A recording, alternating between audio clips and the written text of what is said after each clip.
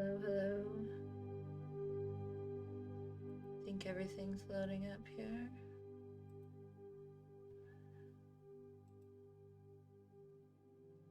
There it is. I was gonna say, wow, where did I go? Where did I go? Where did I go? I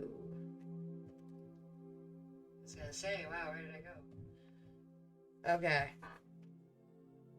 It's there. I feel like my mic might be a little bit high.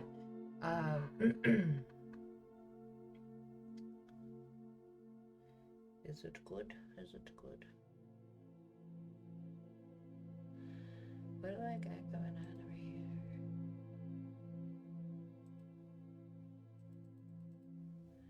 There we go. Just getting everything situated here. I have a big, long, extended full moon reading for Libra. So this is the full moon in Libra. This is all about relationships. Oh, yeah. But there's a lot of goings on here in order for that to occur. Hi, Mandy. Good evening. So, yeah, full moon reading. Because this one's a doozy.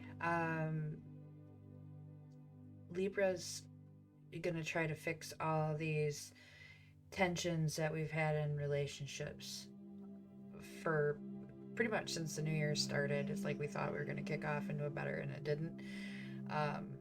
Hello, Virgil, as well. Thank you for joining in. We have a lot of good stuff to talk about. I did 5 cards for the full moon reading specifically, which I'll walk through. It's a little bit different than I normally do. And then I also did 5 oracle cards to go with them, which they just really beautifully tied together for both explaining and then giving advice in each situation. It was really perfect. Not that I was surprised, because I usually read pretty accurately when it's a full moon. This is a great time to clear and set some intentions, and that's a little bit also what's going to be talked about, because we need to kind of clear out our past expectations, fears, failures, whatever wasn't working out the way that it was gone about, the energy that it was approached with, whatever wasn't quite perfect. And so we're embarking on an opportunity to start some of these things again, to try again. And so we want to have a lot of gratitude for having the opportunity to keep doing this and keep trying again. Like, we're still here. So, all right, let's give it another go, right? A couple things I want to dive into before I get into the reading, because I want to talk a little bit about the full moon and why this card reading is specifically to the Libra full moon. So the Libra energy is all over the full moon, basically. Whatever sign is over the full moon is how it affects your life. So when it gets full, this one's going to be talking about bringing our energies to the forefront to handle them, the things that have not been addressed, the relationships that were either dragged out or ended too abruptly without situational balance. We're looking for balance in these things. We're not necessarily looking for everything to just, we're not talking about fairy tales here, but we're talking about finding and achieving some balance in some of these things, which will allow you to move freely from them. So any of that scattered, missed footing feelings that we've been feeling getting us off center has been as a result of this, especially coming into this last week. Yeah, so the next couple of months are actually going to be focused a lot on relationships. And you're going to want to do a lot of observations on whether or not you're projecting. Almost every time you are making a judgment about what somebody is doing or saying, or you are starting to analyze it, you want to reflect back on yourself and ask yourself honestly whether or not you are making that statement about yourself. Because that happens a lot. And when we project too much, we're creating a codependent relationship. We're putting our beliefs and our hopes and our dreams and what we want and to see on this other person. That is expectations. And then you are dependent upon that person for your happiness and satisfaction. So yeah, you're supposed to start asking how you really feel about people. How do you actually feel when you're around a person? And not like we're talking about really actually being in the presence of a person. We're talking about people you're actually around. Some of us have been very limited in our exposures, and so we might have some, if it's somebody very close to you, this is if you're long distance relationship and you're trying to bandage something via distance, then you're also probably included in this as well. But a lot of this is, it's not just how do you feel around this person, but do you love who you are as well? Do you love like what you're doing with yourself, with your energy, with your accomplishments? Does this person inspire you to really push and do the best version of you, or are you accommodating in order to make it work? Because you don't want to be alone. So you have to look at the source of your discomfort. Sometimes it can be you're mirroring your own internal conflict, and then that is kind of where you have to start owning up to some responsibility in what you're doing.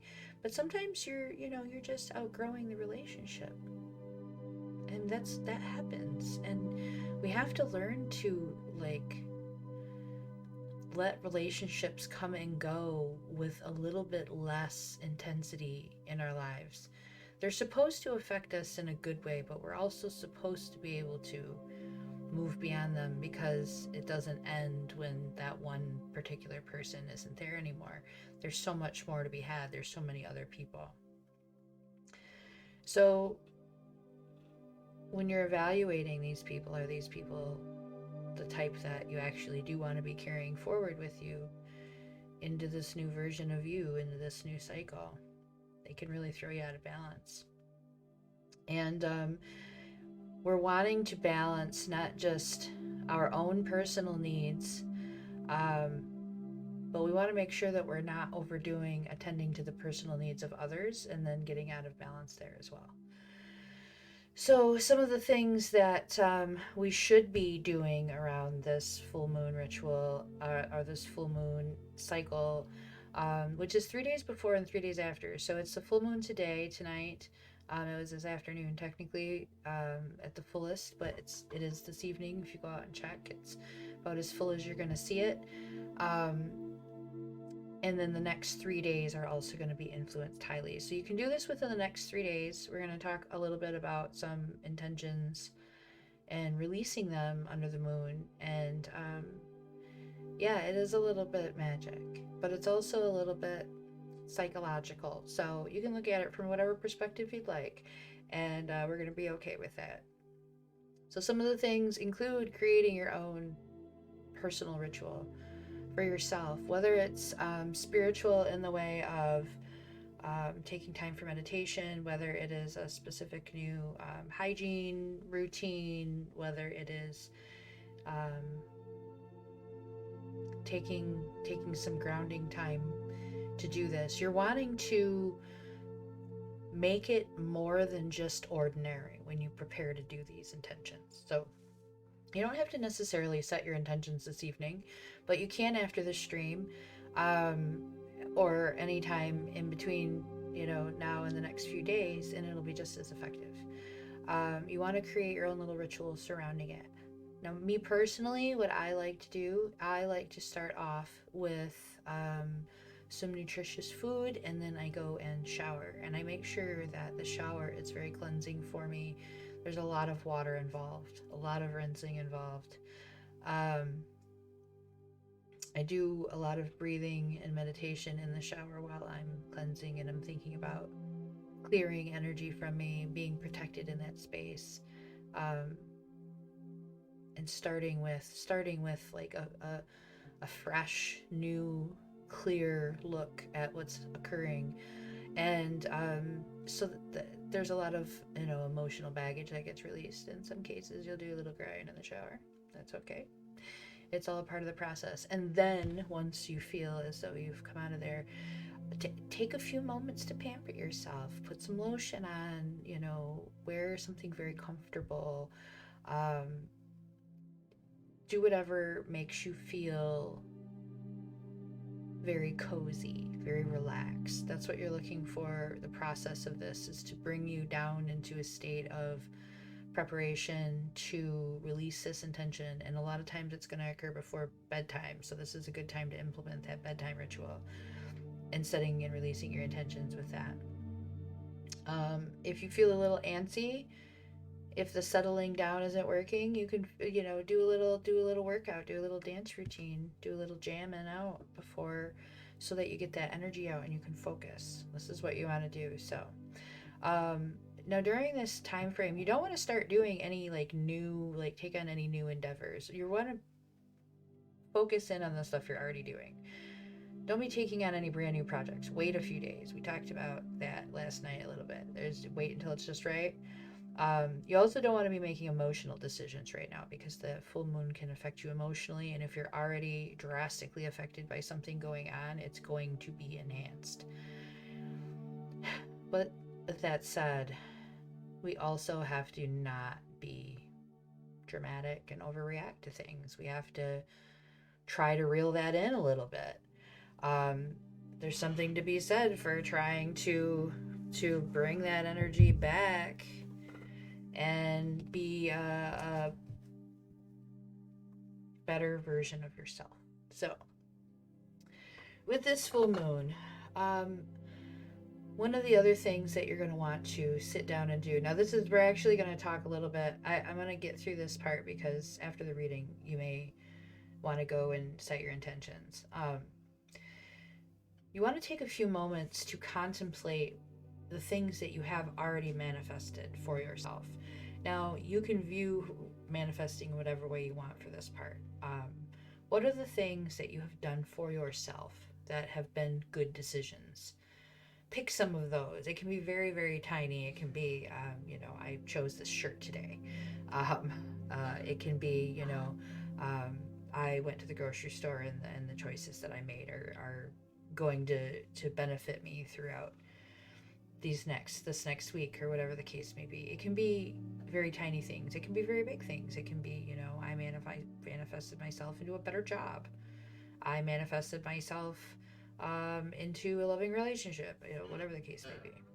Well, this is full moon in Libra, so some of us are working on this relationship thing.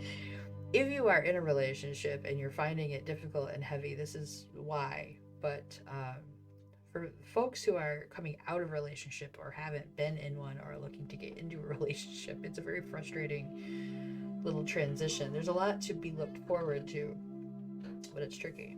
So you want to think about the things that you've done well.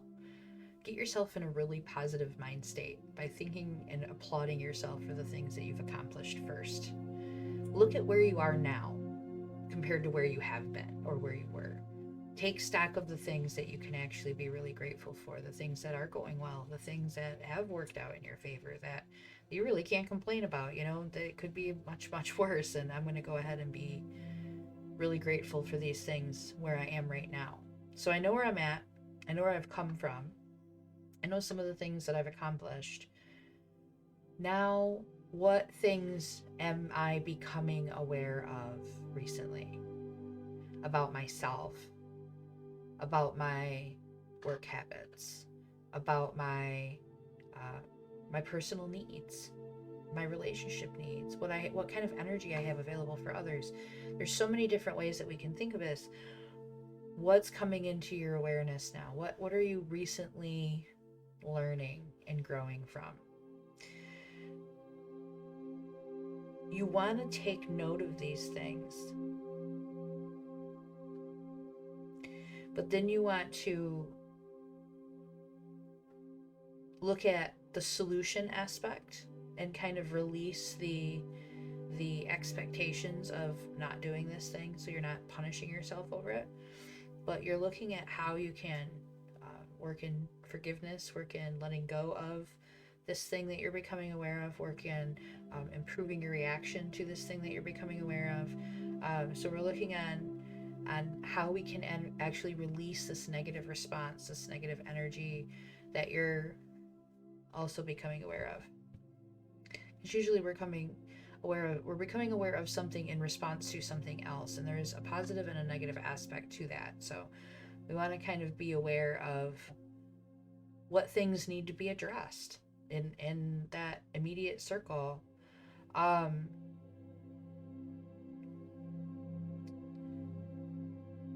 We also want to be thinking then at that point about what the next steps might look like, or what the next pieces might be for you.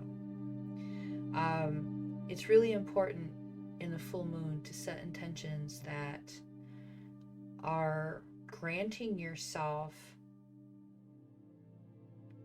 It's bigger than permission, because you're not asking permission in the first place. It's you're allowing yourself to do and achieve more and better than what you may have initially laid out for yourself. If you're limiting yourself with your ideals and what you can be accomplishing before you even set out, you've put that limitation on yourself, and we need to remove these blockages. So setting and releasing intentions is a lot about identifying these blockages. What are these things that you're catching yourself on? Do you not think that you're capable of being financially secure? Do you have beliefs about your capacity in a relationship? So being really honest with yourself and looking where these blockages are, and then you're focusing on releasing these, and with that, with releasing these insecurities, you're then also asking, with this new cycle, you're asking this energy to come in and do the opposite. So if you are blocking, you are asking for a pathway. You're looking for clarity. You're looking for direction. You're looking for the forward momentum and being able to read the signs. A lot of the phrasing that you use matters. So it has to be believable for you. It has to feel real to you. You have to know that you are telling yourself, you're giving yourself permission to let go of everything that has not been perfect in the past, and give yourself the opportunity and give yourself the good push forward to actually have that possibly work out for you. If you want it, it will eventually take place. So moon intentions are first about identifying where our blockages are, and then taking stock of where we actually are in gratitude and giving ourselves some pats on the back, and then looking at how to release those by counteracting them.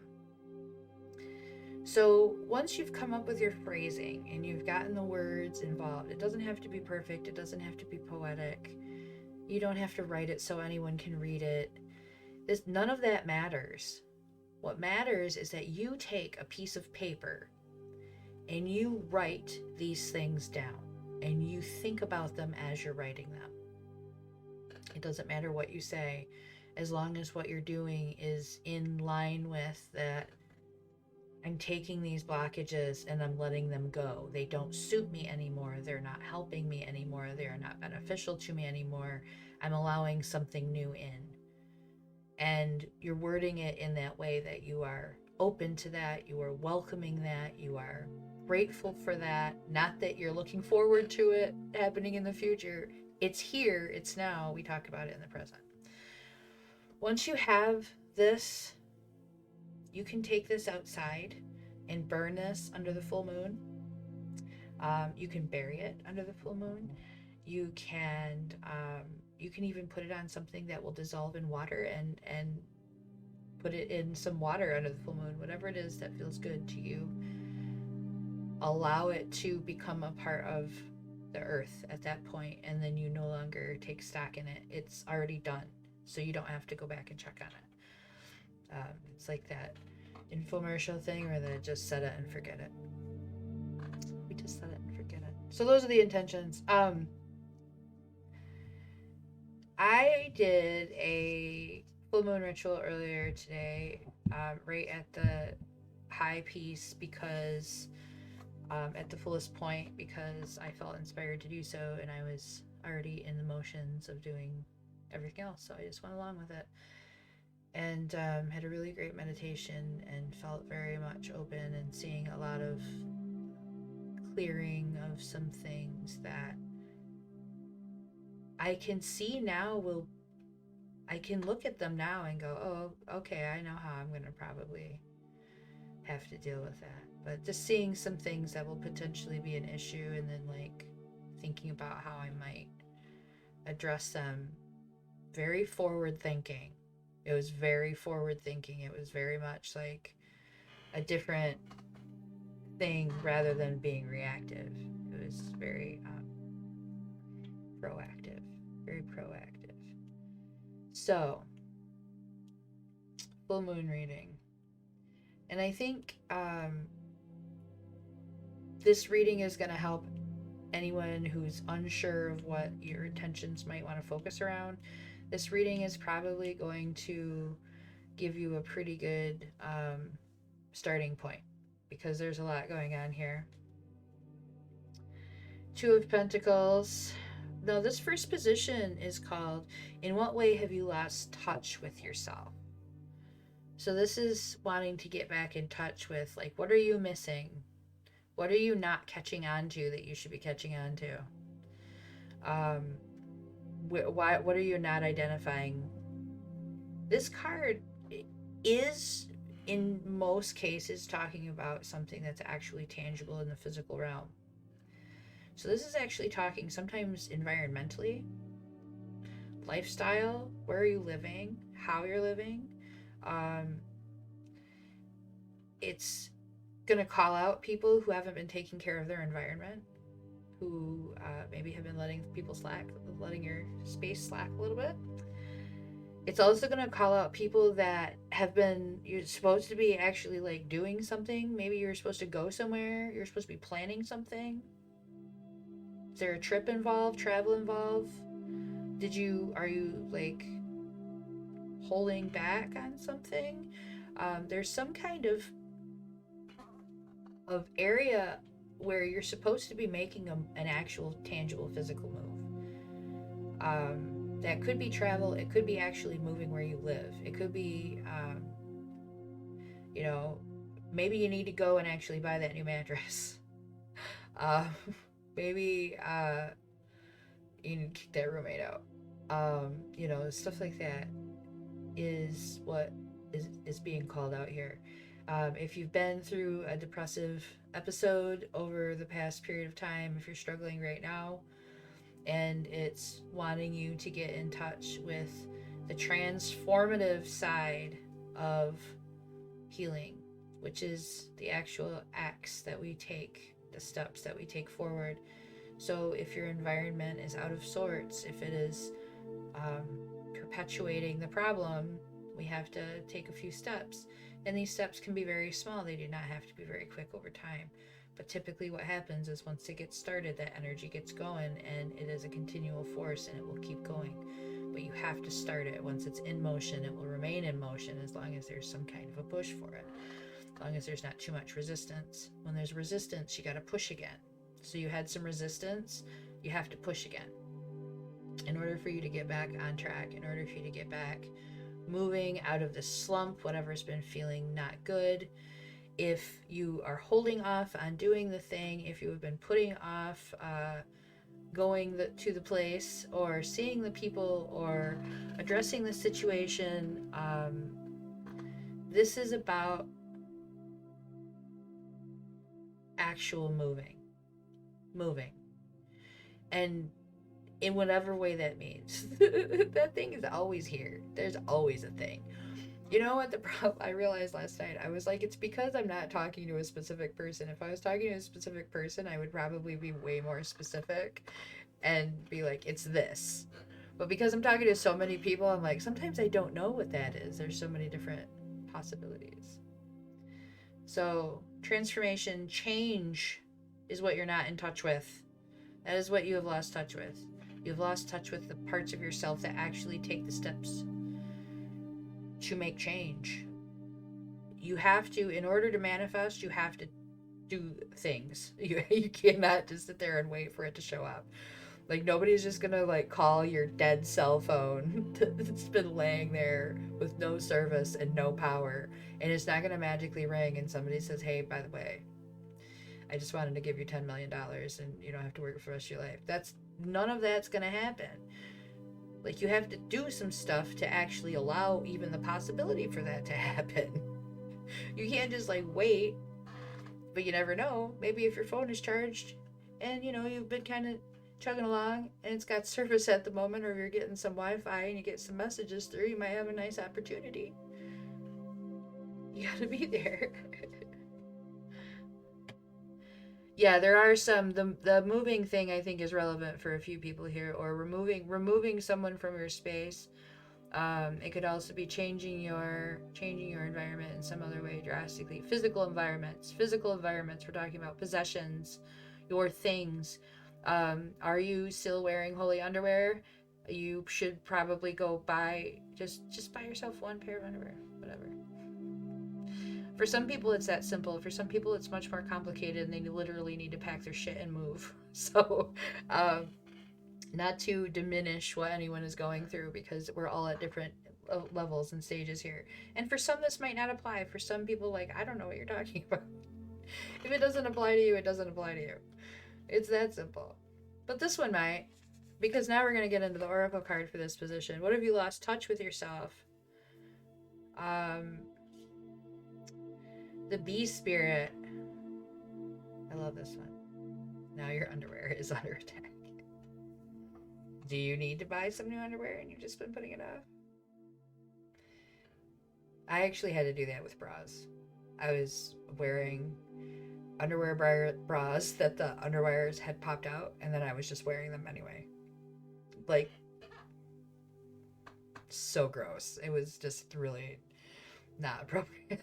I was like, oh, I need to buy some new ones. So I bought a few new ones anyway. We're talking about underwear tonight. That's what's happening. The beehive, the sweet results await. So you're afraid of taking the change. You're afraid of the change. You don't want to do the change. You're putting the change off.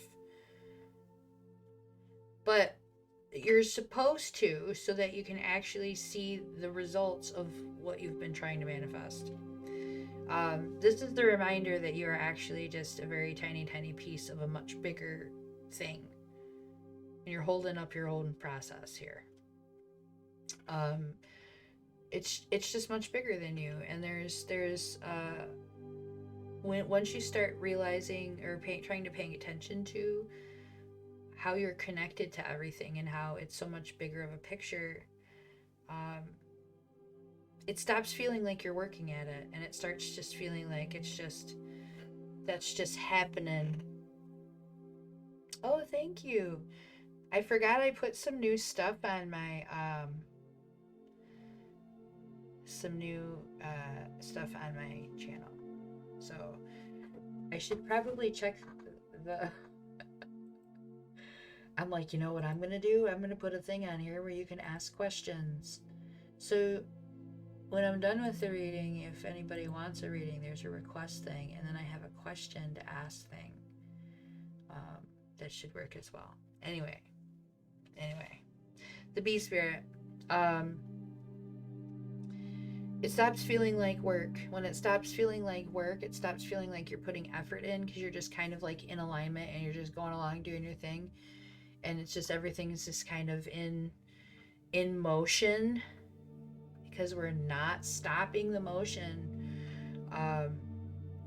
you start to see the results taking form. If you're focused too much on them and you're not actually taking action and playing your part, playing your role, do the stuff that you're supposed to do your things, you're holding it up for the rest of us. No, I'm just kidding, you're not. It has nothing to do with the rest of us. But you might, you don't need to drag it out either. Why would you do that if you're looking at like what could be better?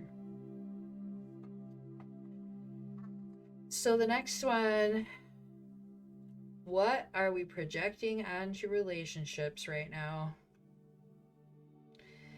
This is the 5 of Cups. Yeah.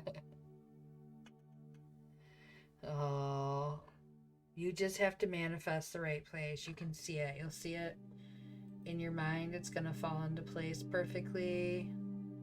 It's going to be everything that you needed. It's going to be so easy and effortless. Letting go of the struggle. Give the universe a chance to make it work in your favor. Just give it a chance. Give it a chance to let it work in your favor without doubting it. It's really surprising sometimes, especially if you take the mindset that, I've gotten this far. Everything works out for me, right? Everything works out for me eventually. It works out just in time. I always just manage to have just enough, and that worked for me for a lot of years. It actually got me through some of the toughest stuff in my life.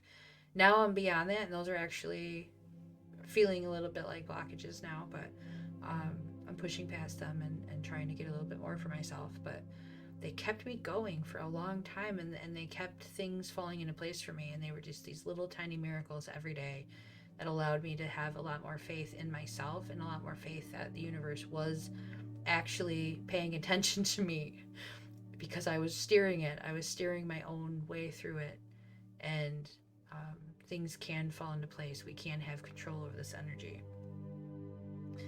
Some people will tell you otherwise, and I think that they're wrong because I've been manipulating it for far too long. So what is this about? What are we projecting onto our relationships right now? A little bit of disappointment, grief. Are you feeling as though there's not enough there? Was it not enough and it's no longer there? And it's, this disappointment, this that's gonna roll over into other relationships. That energy that you're holding in that way. You don't want to be projecting out these feelings and drawing more of that to you. We want to be, perhaps we need to be evaluating what kind of expectations that we have. If we're disappointed the way that we are, maybe we're just asking a little bit too much from somebody else. Maybe we're expecting perfection when we're not perfection. Our ideals. One of the, I read an article, and that means nothing, but anyway, I read an article that was basically saying that we all basically try to date like way beyond our league, and then we set ourselves up for disappointment because we think that we deserve better than we actually do. But a lot of it has to do with setting ourselves up for disappointment with having these specific expectations, and we have to kind of loosen our expectations in certain areas and focus in on the stuff that's actually really important to you. And so, yeah, sometimes that means that you grow to find somebody attractive, whereas some people might be attractive immediately at face value. Others you might be like, oh, they're okay, but then like they become more attractive to you with their character. So what kind of expectations are we having in relationships? Are you going into them looking for happiness, looking for somebody to fix you, to solve your problems, to make life easier because you have a partner, so it's easier? I have no idea why people say that. It's not easier. It looks harder to me. It looks harder. They're like, well, when you have somebody else. But there is times, like, as a parent, it's nice to have a partner. Like, that's helpful. Because there's another human being you're responsible for. But when you're just yourself, I don't think life's any easier because you have an extra person.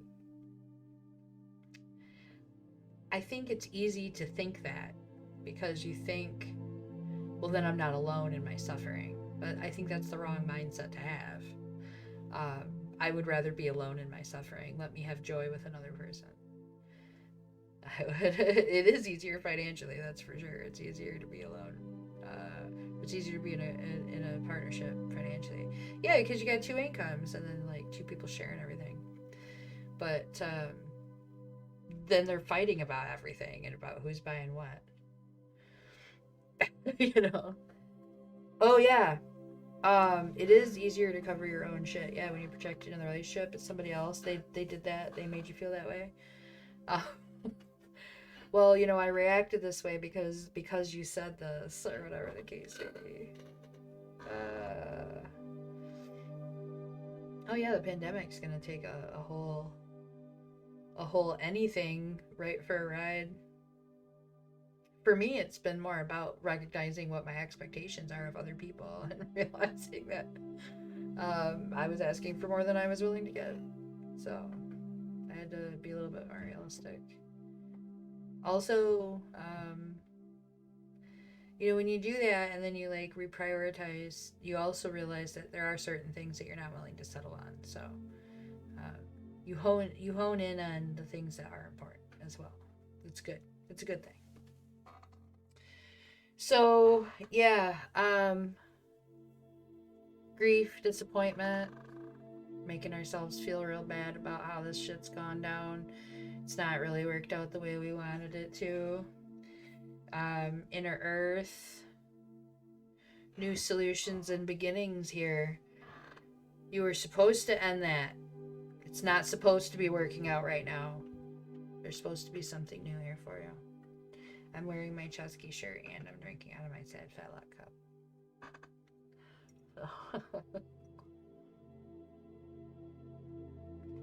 I just noticed. But yeah, you weren't supposed to be in that relationship. It's holding you back. So this is about new. I know I'm like double repping. The one time he doesn't come. I'm gonna text and be like, what are you missing right now? Jeez. No, it's probably, hopefully he's freaking recording his stuff. I don't know what he's doing. Anyway. This is the Reaper shirt, but I have the new hoodie in the closet and I need to lose about 10 more pounds before I can wear it. So, almost. So yeah, new solutions, new beginnings. You're supposed to go through that shit. Whatever was holding you back. Answers can come surprisingly out of nowhere though, and if you immediately like think that doesn't happen, then it's not going to happen for you anyway. So you have to kind of be open to the possibility because it happens to other people, right? You see other people when they go, how the fuck that lucky, you ever felt that way, like seeing somebody just fall into their lap so freaking easy? You're like, how does that happen, right? Well, because they allowed the possibility to occur. They believed it could be real. And then they just let it happen and they stopped freaking overanalyzing it. So when this card comes up, this inner earth, this new solutions, this is reassurance and sign that the answers are in front of you. They are there. They're coming clearly or coming more clearly.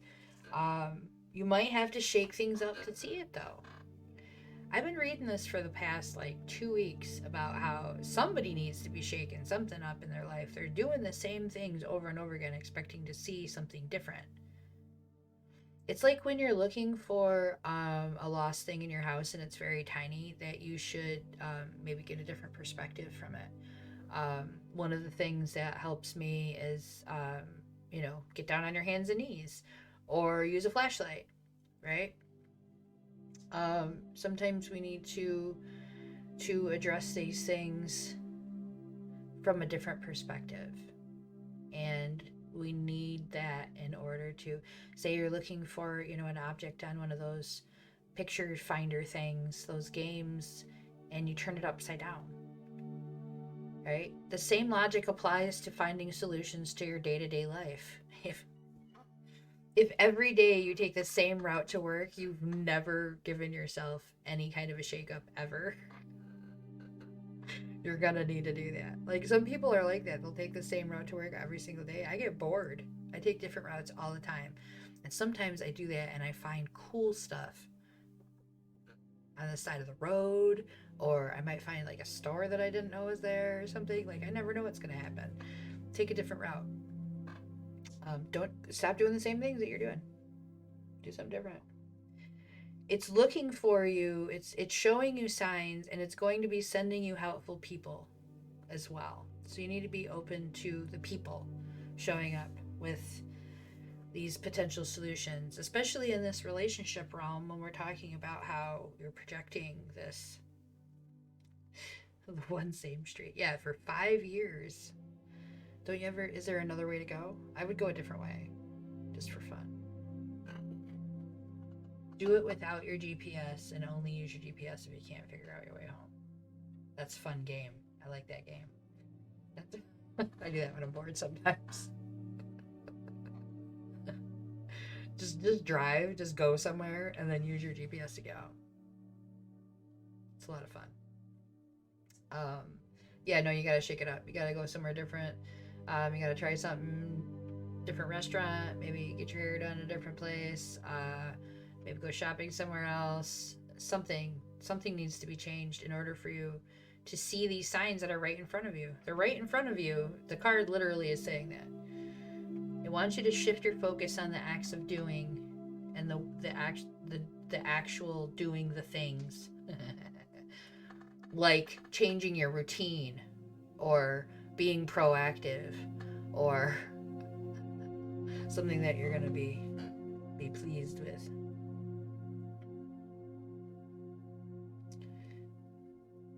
There's not much option there. Okay, maybe it doesn't have to do with you going back and forth to work. Okay, maybe there is some other change here that we need to work on. You know, maybe you're having conversations with the same people. You never know. I'm just saying. Oh, I talk shit, but this whole reading just bashed me. So, what this card is about. I know. I would delete myself. I have been deleting myself. I'm like, you need to get off the internet. Delete. There needs to be less of you on here. Like, there's enough now.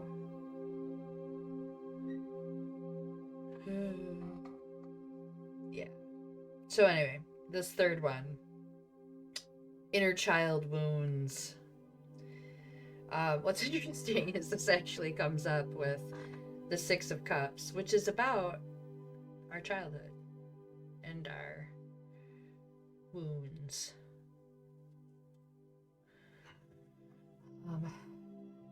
There's a lot of responsibility here. You had to take a lot of responsibility early on. When you were young, there was a lot of times that you weren't able to let go. So the concept of letting go is a little bit tricky for you, because you're like, if I let go, who's going to handle the things? Those things that I need to be doing.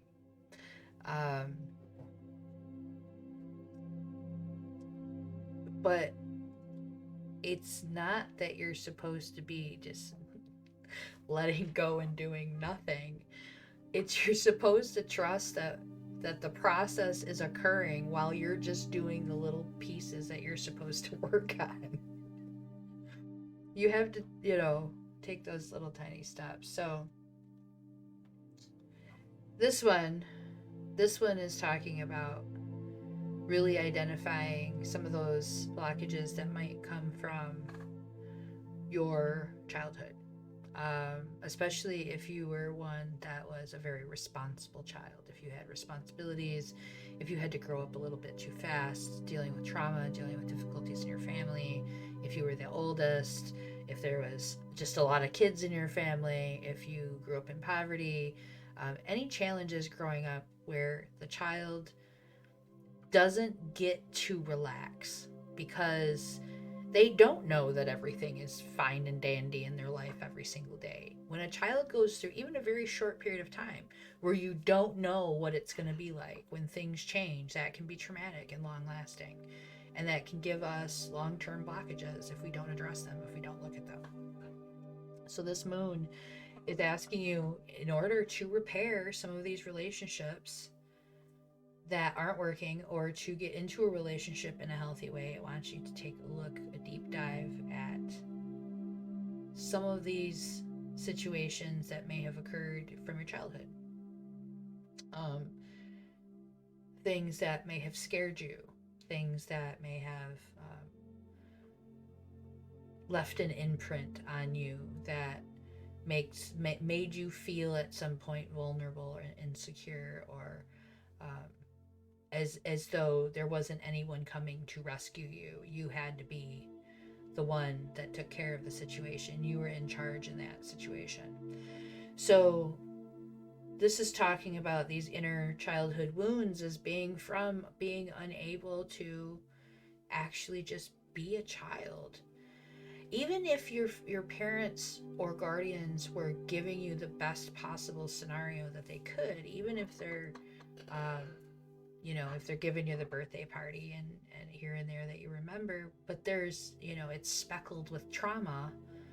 It's speckled with these periods of uncertainty of, I don't know if I'm safe here. I don't know if I'm going to have food tomorrow. I don't know if I'm going to have a ride to or from school. I don't know if the power is going to be on. I don't know if I'm going to be yelled at. I don't know if somebody's going to hit me. All these different things that a child has to worry about kind of takes away a little bit of their innocence and their childhood, and becomes a locked away piece of you that hasn't been addressed, that hasn't been gone back and nurtured to say, no, you are safe now, you are okay now. Yes, everything will be taken care of because you've put yourself into an environment where you can trust, and the people that you have around you are going to maintain it, and it's not just you anymore, that you've got these connections with other people that anchor you, that stabilize you. Some of this is going to go back to friendships or early relationships during childhood that were influential or fundamental. If you were lost a childhood friend, early relationship, sometimes early pregnancies, things of that nature. So this is wanting you to address these childhood wounds that come from our earlier days, our earliest days, and before we started anchoring what was the pieces that made us who we are.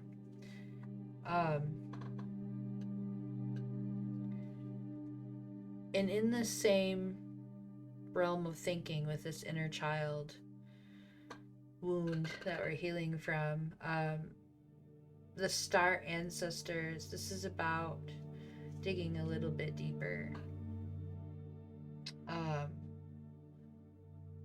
It definitely has to do with removing yourself from your environment in order to challenge your thinking. So we're getting back on that thought process again. The thing is if it keeps coming up, that means there's a lot of people that haven't actually taken the action to change up their perspective. So it keeps coming up for a reason. Somebody's not taking that action. Now, it does some things do take time and they have to be done, but I think there's somebody still out there that's just like, no, who, me? No. It's not me. Meanwhile, there's like a whole thing you should be doing.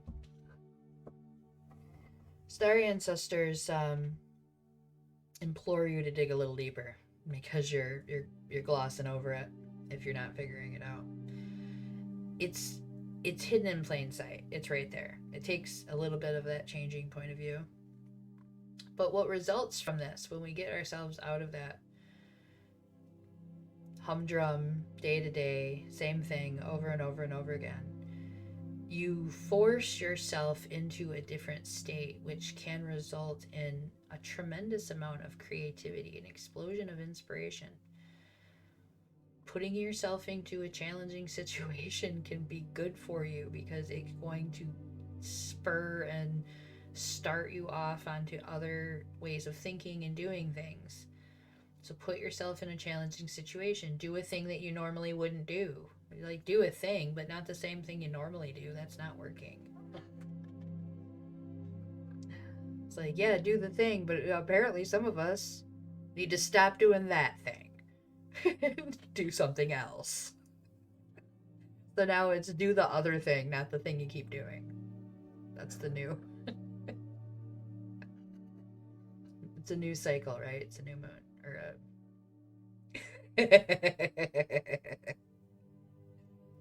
I like that that's an option. It's so much fun. It's like, stop doing the same thing. Stop doing the same thing. Anyway, you know, it gets better, I promise. I got it. Nice. I'm glad you figured it out. I apparently had it set up wrong last time. Got it set up. And I keep forgetting to check. There is a questions thing as well. And there's a request for reads that I haven't used yet, but I'm working on it. Anyway, where was I? Oh ho, that's right. Getting into the next card. This one is about what do we need to be letting go of and moving on from.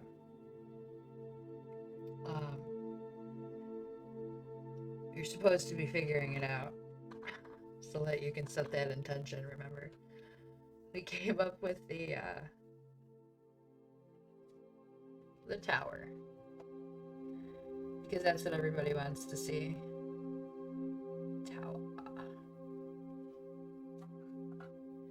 What you need to be letting go from is something that was already falling apart in the first place.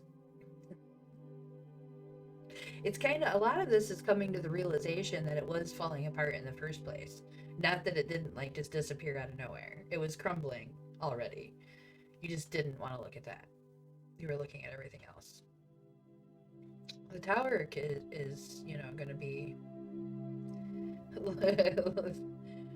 But this is, what are we moving on from? Well, we're letting go of these things that were already crumbling and falling apart. So, yeah. It wasn't ever stable. That's the thing. But the tower card signifies the new beginning. The tower card signifies the brand new. The next couple cards I think are going to be perfect for you, Benna, specifically, but for everyone I hope they're a lot more positive. I promise it gets way better. For some reason, my readings often start off very dark, and then they get to the end, and it's like, but it's gonna be okay. So, it's just a reflection of me, really. But, so yeah, what are we moving on from? It's gonna be personal for you. You're already gonna be aware of something that wasn't working out. This could be some aspect of life entirely, or it could be some specific thing. Maybe you had some specific hope or desire that you were trying to make happen, and it just keeps showing you over and over again it's not going to happen, and that's okay. That one wasn't for you. But if you let go of it, you allow that building place to be cleared, and you can start again. And then you can make it the way you want to, and you've learned a lot, and you've got these new building blocks. So towers, are meant to fall. We build them up and they last for a little while, but they're not supposed to last forever. We're supposed to build new towers all the time. And so when we do that, when we let go of whatever no longer serving us, whatever is no longer fitting into our world, is no longer giving us any benefit, if it's honestly not making your life better, it probably doesn't belong there. I mean, it's not to say that like friendships all the time should be like purely beneficial. That's not what friendships are about. I'm talking about if there's a particular friend that gives you more drama and anxiety than they do joy, are they really your friend? Now maybe they're just going through a period of time and it's not all the time. You're looking at like over the lifetime balance here. And some people are just going through a rough time and you met them like that and you're willing to wait it out. But we all have some of those people in our lives that we just kind of keep around out of convenience because they're just there and they just make themselves available. But then you're exhausted after dealing with them. Sometimes that is our relationship. Sometimes that is our roommate. Sometimes that is our family members. But yeah, the tower moments are going to be for not just relationships, but because this is the Libra moon, it's likely to be talking about friendships and relationships, family members, etc. People that are close to you. It doesn't necessarily mean that. It could be coworker relationships if it's really particularly bad. It could also be that you're holding on to something that was already taken from you instead of looking forward to the possibility you're still grieving over it. So it may not be that it's new, that you just lost it, or you're about to lose it, or it's crumbling right now. It may have been that you already did, but you're still grieving over it, and you're holding on to it. And so you cannot move forward until you're really ready to let that go. Now, it does take time to let that go. Like, you have to grieve over it, and you're allowed to do that. But what do you need from that before you're ready to let go? Like, what do you need to come to terms with? Figure that out so that you can let go and move beyond whatever's just hurt you, whatever just feels bad, whatever disappointed you, whatever grief there was there, whatever relationship didn't turn out the way you wanted it to, whatever crush didn't reciprocate the feelings, if you actually said something, which you probably didn't. That doesn't count if you didn't say anything. Like, unrequited love means the person actually said I love you and they said I don't love you back. That you can't just be like thinking it and they don't say it back. That doesn't count, because I know how people are. So, I had one of my, and he was one of my favorite ex-boyfriends too. I'll say that he's one of my favorite exes. I remember one time it was just like, it was like, you don't ever say I love you, and he was just like, but you can tell when you look in my eyes. I'm like, I mean, yeah, that's why I'm telling you to just fucking say it. Just say it. Yes. So towers happen for a reason, right? This is the reason. The horse spirit is, we're talking more about letting go, just saying, is about freedom of movement, freedom and movement of both things, freedom and movement, and freedom of movement. It often means a trip, travel, or adventure needs to happen. Break you out of that shell, get you out of that, shake up that perspective, right? It's like you might have to plan something, do something. You can do it socially distant and safe. There's lots of stuff you can do. People are just like waiting, and I'm tired of waiting. I'm like, we could just do something else. You don't have to like go to a bar, cram in there with a bunch of other filthy people. We can like go do something outside. Anyway, we have to do something different, and this is telling you that this is our free will here. We are not destined to sit there and do nothing, but we do have the choice to.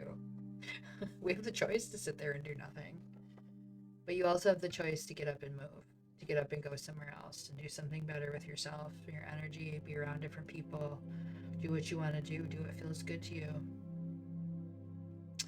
The horse is about the choice to make your life better. And if you're holding on to what is no longer good for you, or didn't work out, or isn't sticking around, or was struggle, or you're fighting with it, you're not allowing yourself to make it better. You're just sticking in that same stuff. So it's your choice. And your social situation and your social settings determine your companions and whether or not you feel lonely or you feel like you have companionship. So sometimes we need to change our social circles as well. That's a big part of this. Sometimes it's bigger part than people want to admit. If your friends are stressing you out and they're not doing what they need to be doing, it's okay to back off of them. And when they ask you why, you tell them, because I need you to get your shit together. It's perfectly okay to tell people that. I just feel like, and if they take offense to that, that's probably because they know they have not gotten their shit together. And they were hoping you were going to do it for them. So this horse is free to travel, go wherever, and it's just pure love and experience. It's all good stuff. You're free to love whoever you want. You're free to experience new love, different love, something that was unexpected love. You have to get away from this perfectionism. It does not have to be perfect. It does not have to last forever. Just experience love. Just experience the presence of the people that make you feel something, right? You have to stop with the stubbornness. You don't have to control every aspect of it. You don't have to control every aspect of a person. They don't have to be perfect. They don't have to be fitting perfectly into your role. You just have to be willing to make yourself open to the possibility that that could be good too, even if it doesn't last forever. It could be really good. If you're not giving yourself the opportunity to try it, you're literally missing out on a whole range of experiences that could be really freaking good. So, Libra full moon, it's all about relationships. The whole time it's been talking about breaking habits, breaking cycles, getting away from this old stuff, getting into the new. There's been a lot of breaking up relationships and moving and changing and stuff that needs to happen. Why? What is the outcome of this full moon cycle? Now, this is a full moon cycle, so we're talking about a full 28-day cycle here. We're not talking about tomorrow. We're talking about, we've got a time frame with this occurring. The Two of Cups suggests that there's a new relationship horizon. It might not be a brand new person. It might be something that intensifies into something different. It becomes really important. If it was already important, it becomes even more important and significant. It can signify a new relationship or looking at a relationship in a new way. Oftentimes, it is talking about romance. It's talking about the beginnings. Now, this is not talking about in the throes of the midst of the relationship. This is talking about the beginning of one. When you start to realize that this person maybe has a future in your life and you would like them to be there, and you can see that, and you're trying to see what that means and where that place is. So this full moon cycle, all this healing that we're doing and all this struggling that we've been doing and all this letting go that we're doing is so that we can make way for something new. But if you don't do the work, you're not going to have the opportunity, because you're going to repeat the cycle with this love too. You don't want to do that. You want this one. This can be the good one. I would like that. Yeah. I would like a good one. Wouldn't we all? But if you're not already in one, or if you're just coming out of one especially, this is really good indication. Now, if you are in a relationship, what the heck does that mean for you? Because the outcome of the moon is a new romance. I'm in a relationship. What are you saying here, Nikki? I'm saying that there is some aspect of this relationship that will deepen, or the bond will intensify, or a new important friendship or bond or relationship comes out from another person. This is literally saying that at some point in this 30-day cycle, we are going to recognize someone in our lives as more important than they were before, or perhaps newly important in some different way. New people. We have to get rid of the old and let go so we can let that new in. That's what this whole cycle is about. This whole cycle is about letting the new in. And we are not going to let the new in as long as we were holding on to the old, as long as we're still going through that same conversation over and over again with these same people. We're still doing the same things that we do over and over again. We have the same reactions over and over again. We're offended by the same things. And I'm talking about like little insignificant things. There's some things that are, morally abhorrent and we don't want them in our lives, and that's fine. That's different. Talking about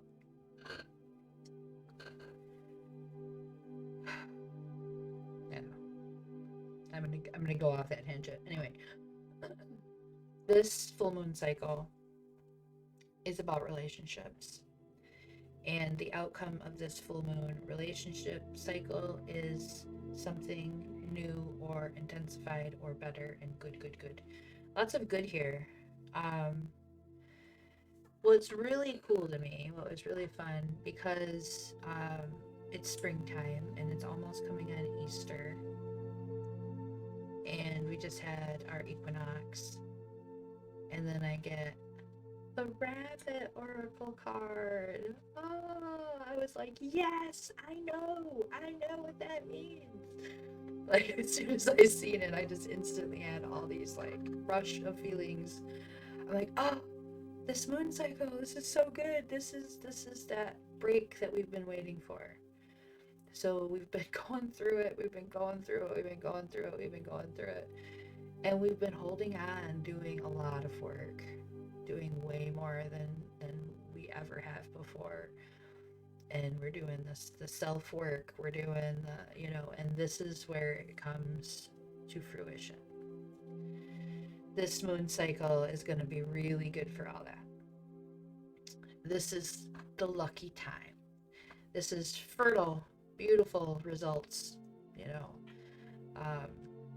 This is you took the risk, right? So if you haven't taken the risk yet, and that's still there, you still need to do the thing. You still got to do the thing. For the moon cycle ends, don't let it pick back up again. Make sure that you make everything happen. Just do every day. There's a little thing that you should be doing. And sometimes it's not a big thing. Sometimes it's just, I'm going to finally go and do that one. I need to transfer this account, or I need to end this, or I need to, do this, or prepare this to go, or whatever. I need to book that trip. Make it happen. Because this says that when you take the risk, the rabbit's life is very precarious, right? It's here and gone in a flash. You have to take the risk, and you have to be willing to be vulnerable in order to let these good things happen. And so when you do that, you allow that to occur. You tried something risky. You did that new experience, and you let go of fear. The fear that was stopping you from doing it.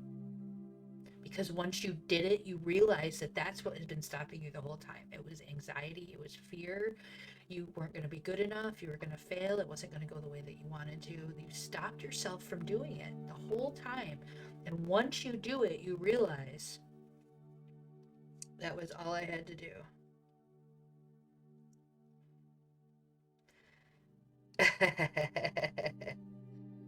But I'm not sure about that. We might have to clarify that in a reading. We'll have to see what that actually means. I don't like the questionable situations. But this is about productivity, increasing your productivity. We are springing into possibilities here, and we have to allow them to occur. But you know what the thing is when we are taking faith and we are taking these leaps of faith and we're looking at these possibilities, maybe that complete stranger isn't such a bad thing. Maybe we need to look at it with a fresh pair of eyes. Maybe we need to look at it from a different perspective. Maybe you're doing the thing that you normally do, and that's what you need to not do. But I'm curious to see if perhaps that individual case is not as it seems. Maybe we need to treat that a little bit differently. So the rabbit spirit's a really good indication. Our relationship issues are going to wrap up. Everything's going to get much better. A lot of people are going to find love or deepen love connections or find another relationship or friendship, platonic or otherwise, that's really significant to them. And that bond is going to become very, very prominent with this moon cycle. So it's going to be prominent with it. It's going to be right up in your face, which is good because we need to be aware of these so that we're not taking them for granted. Yeah. Not taking them for granted. So anyway, that is the full moon reading. I think mostly a lot of us are looking at fear of starting over or fear of being in that transitional period and not knowing what the next thing is. Not being sure of what that's going to look like beyond where you're at right now, and that can be concerning and nerve-wracking. And you've been in situations where you didn't know what that looked like before, and that was awful, and you didn't like that, so you don't want to do that again. But it can be different, and when you take that leap of faith, when you trust that this time it's telling you to do this, maybe I should just try it. Maybe I should just give it a shot. And in doing so, see what happens, see what the possibilities are. Have a mindset that you don't know what could happen, but this time it's your turn. This time it's your turn to be the one that everybody looks at and said, how'd they get so lucky? This could be your run. And it's only going to be possible if you think it's possible. So giving yourself a shot at a better run, at things turning out your way the way that you want them to, at it turning out better than you expected, as that relationship that you didn't even think could be possible actually being the one, you have to stick your neck out a little bit for that. You have to be a little bit vulnerable for that. You have to be willing to let go of the familiar and what you're used to. You're not trying to be constantly, this isn't about show. This is about feelings in your life. It's not about impressing anyone. It's not going to do you any good. That's not going to make your death any less lonely. We all came in alone, we go out alone. We are all one, so we are technically alone and not alone at the same time. That can be complicating, right? Some of you are lonelier than I wish they were, because I don't feel like I want to be lonely anymore. So yeah, I think I was gonna mess with this thing. I don't know how to make the trivia thing work. The question thing should work. There's a panel, a Q&A panel where you can ask me questions. And then there's another, which is the live request component, which can request a reading. If anyone does want me to pull a card or two that are directly relative to your situation or your personal food. Ooh, I pulled a muscle in my bag earlier and I just twisted it again. As long as I'm sitting, I'm fine, but I can't stand up right now. I'm struggling.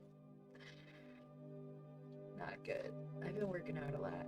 I think I overdid it a little bit. Just really determined to make that go away. But at any rate. So yeah, if there's anybody who is hanging out, would like a card, you can just say me if you don't want to figure out the live request thing. Yeah, it's I'll be okay. I think I took some Motrin. I just probably need to sleep. Just sleep on it and stop moving around instead of getting up and trying to do stuff. I'm like, you know what I should do with my back hurting? I should cook food. That's what I need to do. Cook. Such an idiot sometimes. So yeah, I was hanging out.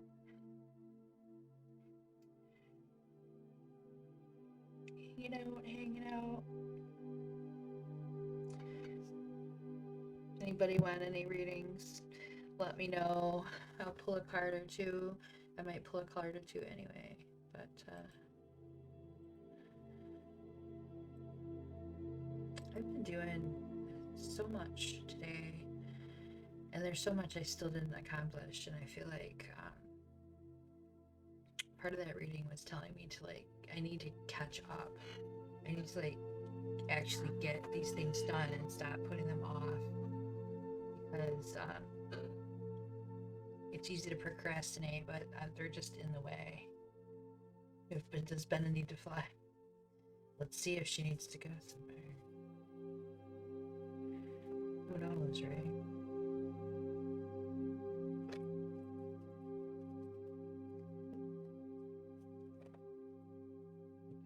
I was gonna use the Starman deck, and I started getting it out, and something was just like, no, don't deal with that tonight. And I think that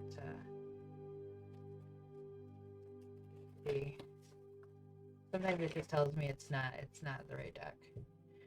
Okay, Virgil, I can do that for you.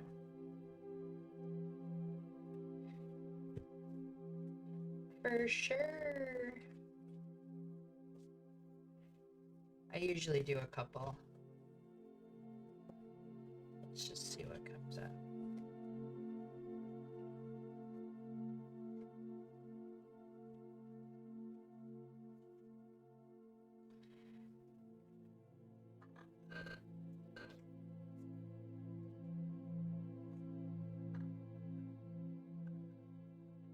I like these. Okay. First one, these are all for you. Okay. But so these are for Virgil, but anyone that they apply to also. Wheel of Fortune. Get in there. Wheel of Fortune. This card says that you're moving through the transitional period. Things are changing so that you can come into a better place. So you had to go through the yucky stuff because the wheel is moving, and there's a period where it's down here, but now it starts to come back up, and it's all the way. It's like there's a lot of good before it gets that little last section.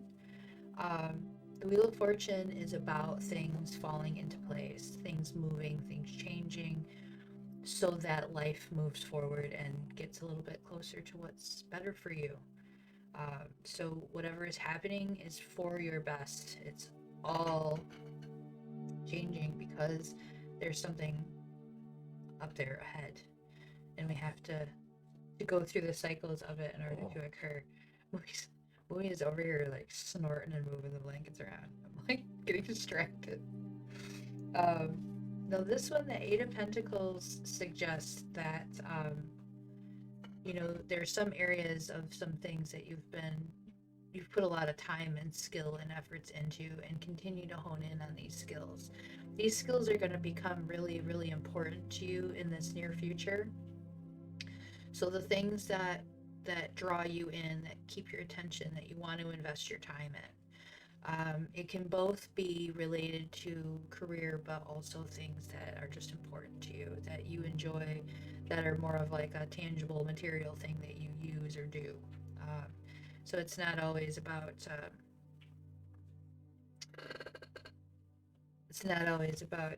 just work getting better, but it's your skills and honing these skills. There's something that you want to work on. There's something that you've decided that now it's important to work on. Because the Three of Wands says that you have an image or an idea in your head of what it could look like, but everyone else might not necessarily see that. And that's how it is a lot of time, especially when we first get that first glimpse of inspiration. It's hard to articulate to other people. So when we first get that inspiration, when you first start feeling those ideas coming forward, now we're moving a little bit beyond this immediate time frame, because this is a little bit more of a past, present, future. So you already did your movement, right? Things changed for you. They're still changing, but that's what you recently dealt with. You're currently honing the skills and working on the things that you enjoy and the things that are important to you and matter to you. And then your future endeavor is going to involve you focusing in on an image that you're probably going to be the only person who sees it at first, but um, it doesn't mean it's less that good, or it just means it's something that you have to do for yourself. There's no one else involved here. This is you, and this is for you. It's going to make you feel better, but it's also going to open up those pathways as you're focusing in on these things that are for you and that are good for you, that make you happy. And they might even be productive in some way, and they might even push you forward in some other way. But these are the things that open the doorways for you. These cards, I only pulled two, and I don't think I need more. This one is baby steps. Follow your intuition before it makes sense. Do what you're feeling inspired to do. Do those little things that you're inspired to do. Work on the projects that don't make sense right now, that nobody else can see, that nobody else would even have an idea of what that could turn into. Even especially if somebody else thinks it's stupid, but you feel really strongly about it and you feel pulled to it. Those are the ones especially that this is talking about. Every little tiny step is something significant in what you're doing. So it's all relevant, it's all valuable. It doesn't have to look big to anyone else. It doesn't matter. It can be big to you. What's big to you is a step forward. So that's it. This I thought this one was perfect too. The cat spirit. The cat spirit. The cat is an independent creature, right? The cat moves in their own way. They have their own energy. They almost glide through the shadows. They're not working out in public currently. They're not trying to garner attention for themselves. In fact, everything that they're doing is literally just because they want to. Because they want to. Because it feels good to them. Because it's for them. Because the cat doesn't give a shit. The cat spirit wants you to focus on you for right now. And honing in on what makes you happy, what gives you joy, what makes you feel like you have a purpose, or you're striving towards some goal, like whatever fires you up right now, that's what you should be doing. Whatever that you're like, right, beat toes. Cat spirit is one of my favorites, simply because the energy of the cat, first of all, is yeah, more cats, right? Um, it's we worship them simply because they don't give a fuck. That's the thing, you know. That's the we're always like, oh, you know, cats are assholes, but really we want to be like a cat. I want to be as much of an asshole as a cat. But it is because the cat has their own particular idea about what they deserve. The cat has determined their standards, and if it's not up to their standards, they don't need it. You know, this is about walking with your own personal dignity and your own personal ideas about what is good for you and what is best for you, and nobody else is going to have that answer for you. Um, it's about, knowing your own value, what you bring to the table, and learning what that is if you're not aware of it. So when you come into the next relationship, you know what you're putting on the table here. And you know that if you're not getting it reciprocated in some way, that it's not necessarily a good balance. Uh, so there's a lot of that energy there. Um, this is moving into a new type of connection where there's no codependence. This you're gonna reach a state where Virgil knows what Virgil needs to be stable and to make it through the struggles by yourself, so that you don't have to settle, you don't have to get into a relationship that is lesser than, you don't have to stifle yourself or be who you are not, or be you know yeah. And that's what that energy is like when the cat because cat, you feel like the cat has chosen you, right? And that's a good feeling because the cat doesn't need to settle. That's why we love that. The cat doesn't settle. And when we're in a relationship where two people who have found their way and work on their own shit, even if they're still working on it, that's fine as long as they're doing their own work. And you choose that energy, that's just a completely different vibe. That's like yes, I like being here with you. I like that you're doing this too, and I'm doing this, and I'm not doing it for you, and it doesn't feel pressured, and you don't have to do it for me, and you don't feel resentful. They choose their they choose how they're going to be treated. And once you establish that energy, it is a whole different world. Like it changes how it changes how you feel about things like rejection. All of a sudden rejection is like, eh. Yeah, yeah, they're on their own terms. They don't need us. They're independent, fiercely independent. In fact, sometimes they do better when they're by themselves for a little while. Sometimes they need that time. They disappear. They go do their own thing, and then they come back and they're good. Um, so sometimes we need to be the cat. Be the cat today. Um, let's see if we can decipher if Benna needs to take the flight. We'll see. We'll see. We'll see. I hope that helps you, Virgil. A little bit of validation, I suppose, in your this phase in your journey, more than anything, wanting you to embrace this period as time for Virgil. It's about Virgil time now. And then once Virgil is like on top and feeling your very best, then you're going to see different things happening for you. But it's okay to be selfish right now. So let's see.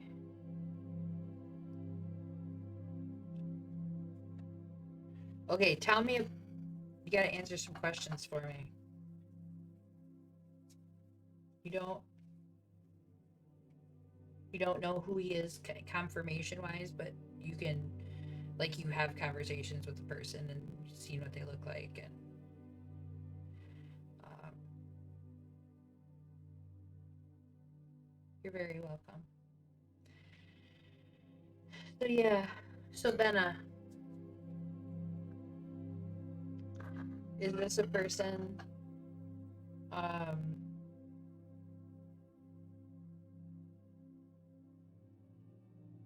awesome. I'm glad.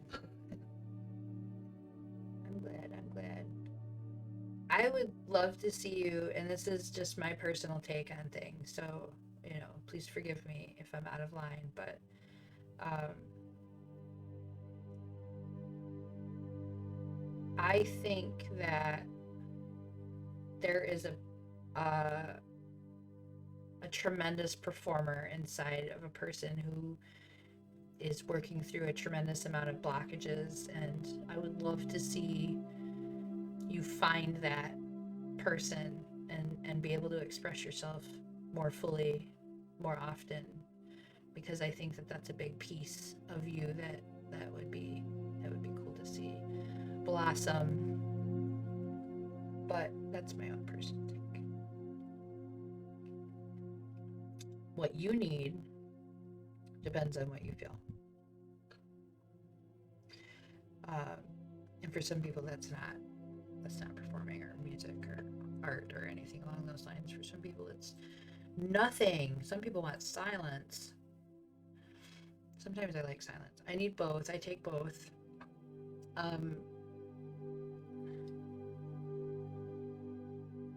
Yeah, okay.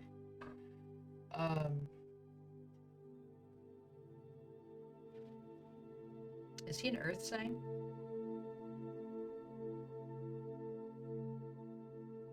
Yes, Virgil, yes. That is exactly. This is about bringing you into your full power. You gotta bring it forward, because that's gonna change everything about your interactions with other people, and that's gonna improve everything over the long term. So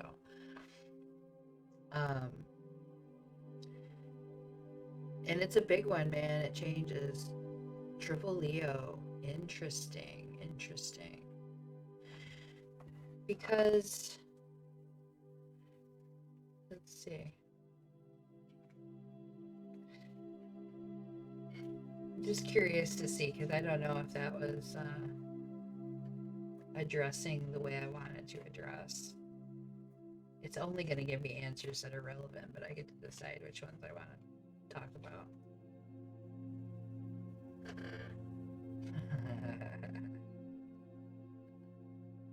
Not this one. Not this guy. Nope. Yep. Okay. Yeah, I think we've got some. He's our double.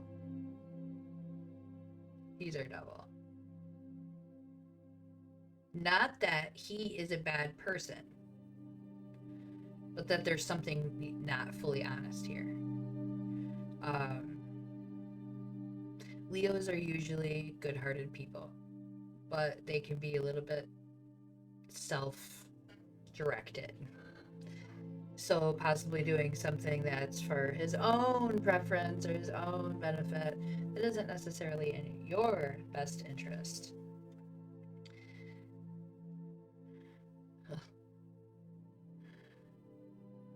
You can emerge from this cocoon and be an immediate threat, or fly away. So not fly away as in fly to them, but in the other direction. And the Daughter of Pentacles, this is the revelation. This is the sitting back and watching it and seeing it occur. Yeah, very self-absorbed. That would be like an addictive cycle. I mean, possibly a little bit manipulative. Not necessarily a bad person, but right now not being a great person. So that's for you, I think, just not in your best interest. You know what I mean? It's like, just because it's not great. Like, they can be decent people, just not good for you. But maybe they need to be working on some stuff. But our Princess of Pentacles, our Daughter of Pentacles, you just got to sit back and watch. It's gonna come. It eventually is gonna. You're gonna see what you're expecting to see, or whatever answer you think might be coming forward. So yeah, we don't want to go see that one. But there's, that I think that Two of Cups still feels very relevant to you. I think just think it's somebody else. It's just not that one in particular. Maybe they're intriguing because we don't have the answers to them, but mostly it's just about them. Yep. Not that guy. And,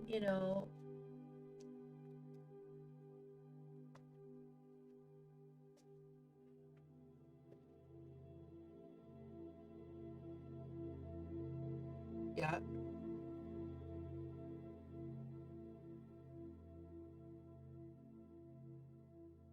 He likes the attention. He wants you to do the work, so he wants the attention. And if you don't do anything, then you see how much he's willing to do, which is, yeah, and it is a little bit, well, but also he might not want to be into chasing. A lot of Leos don't like to chase, um, but it can also be a manipulation tactic. It can be like, well, she'll come back. She'll want to have this. She'll want to help me. He's gonna have to deal with that himself. He's gonna have to deal with that himself. That's not for him.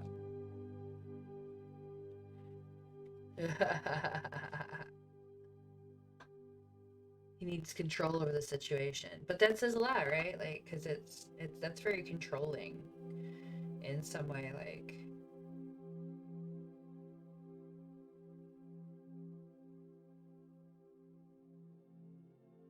yeah,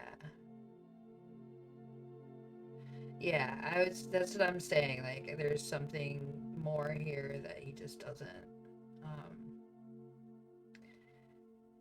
and it's just like that. In that case, it's like if you're just putting energy into a situation that he's just playing around.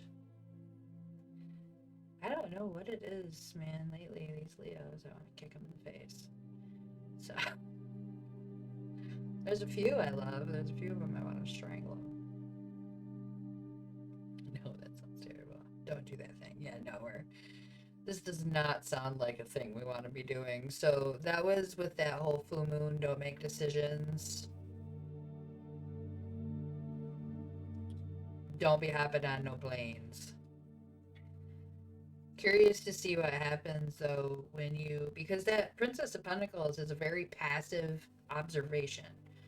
It's very passively just seeing, like, oh, like, I'm very attentive to details and very perceptive, and I am sitting back here and I am watching what occurs.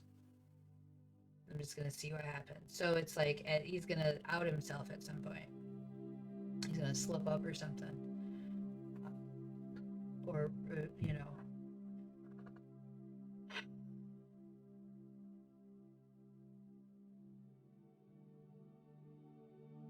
Yeah, it sounds like he's got some work he needs to be doing. I do love Leos, but man, sometimes they're stubborn as fuck, and like if you call them out on it, they're just gonna get mad and not talk to you anyway. So you call them out on it, they're just gonna disappear.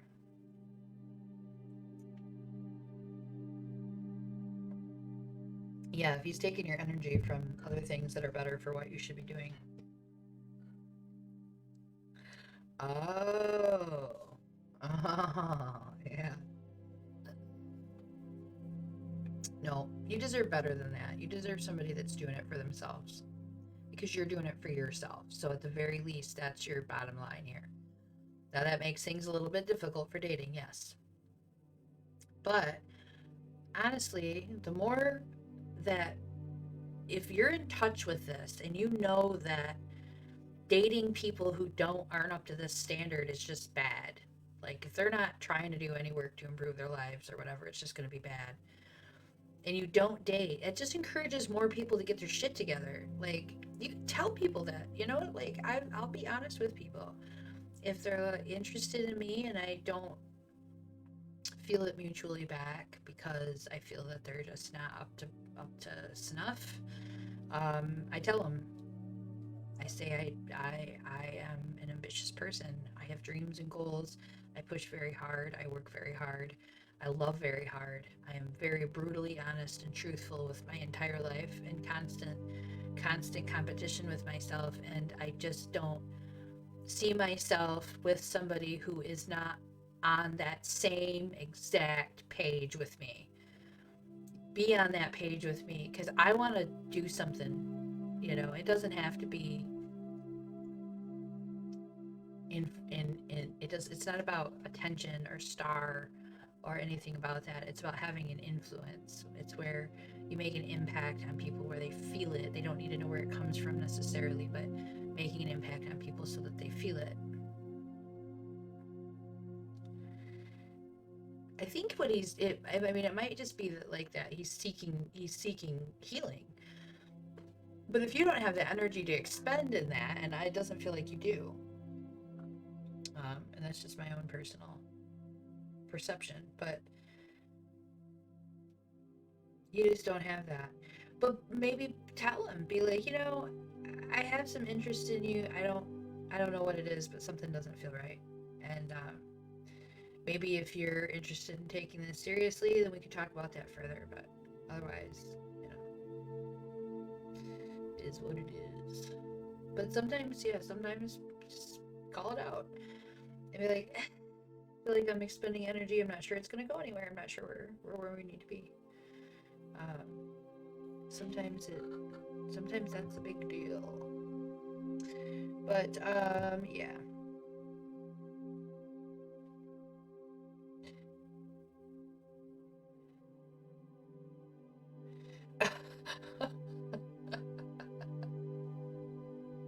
That's funny. Yeah, it's it's unfortunate. It's unfortunate, but like, get your shit together. Because they always complain about how women aren't up to par, women aren't this, and women aren't this. Where's all the good women? Like, well, you know what? We're getting our shit together, and you're over here fucking it up. Um, and and then you'll see the same thing go back and forth. It's not just a gender thing, but yeah, I have no desire to heal anybody who's not doing any of the work themselves. Now, if they're doing the work themselves and they need my support, they need my encouragement and my inspiration, that I am there. I am fucking here. I got you. I'm gonna hold your hand through the whole goddamn thing. I'm not gonna leave you alone. You can cry on my shoulder. Like, we're gonna be here. We're gonna do it together.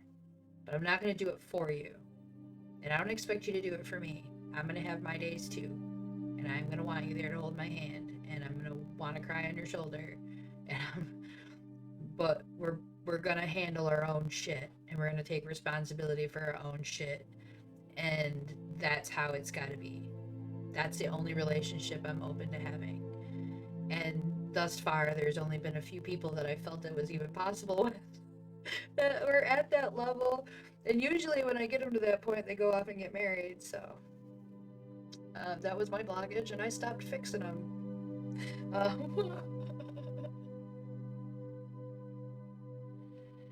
Yeah, there's a lot of give and take. There's a lot of give and take, and there's a lot of ups and downs, and we each have our own energy. And you're going to see the people that you're in a relationship with are going to have their ups and downs, and you have to learn to ride that balance. And you need to know how much you can give and how much you're taking too, and find that balance. And so once you become aware of that, if you're not in a relationship, when you're finding one, you're realizing that, like, wow, this is a little bit trickier because I need somebody that, like, has the same amount, has the energy to give to me that I need, and then the amount of energy that I have to give is what they need. And it doesn't mean it's always a perfect balance. Like, sometimes you do need to put some effort in. But if you're getting close and both people have the desire and the effort and want to do that, that's what makes a good relationship. That's a healthy, solid, stable relationship. Two people that just want to live a good life and keep getting better every day. Um, and it's not like a constant battle or competition kind of a thing. Like,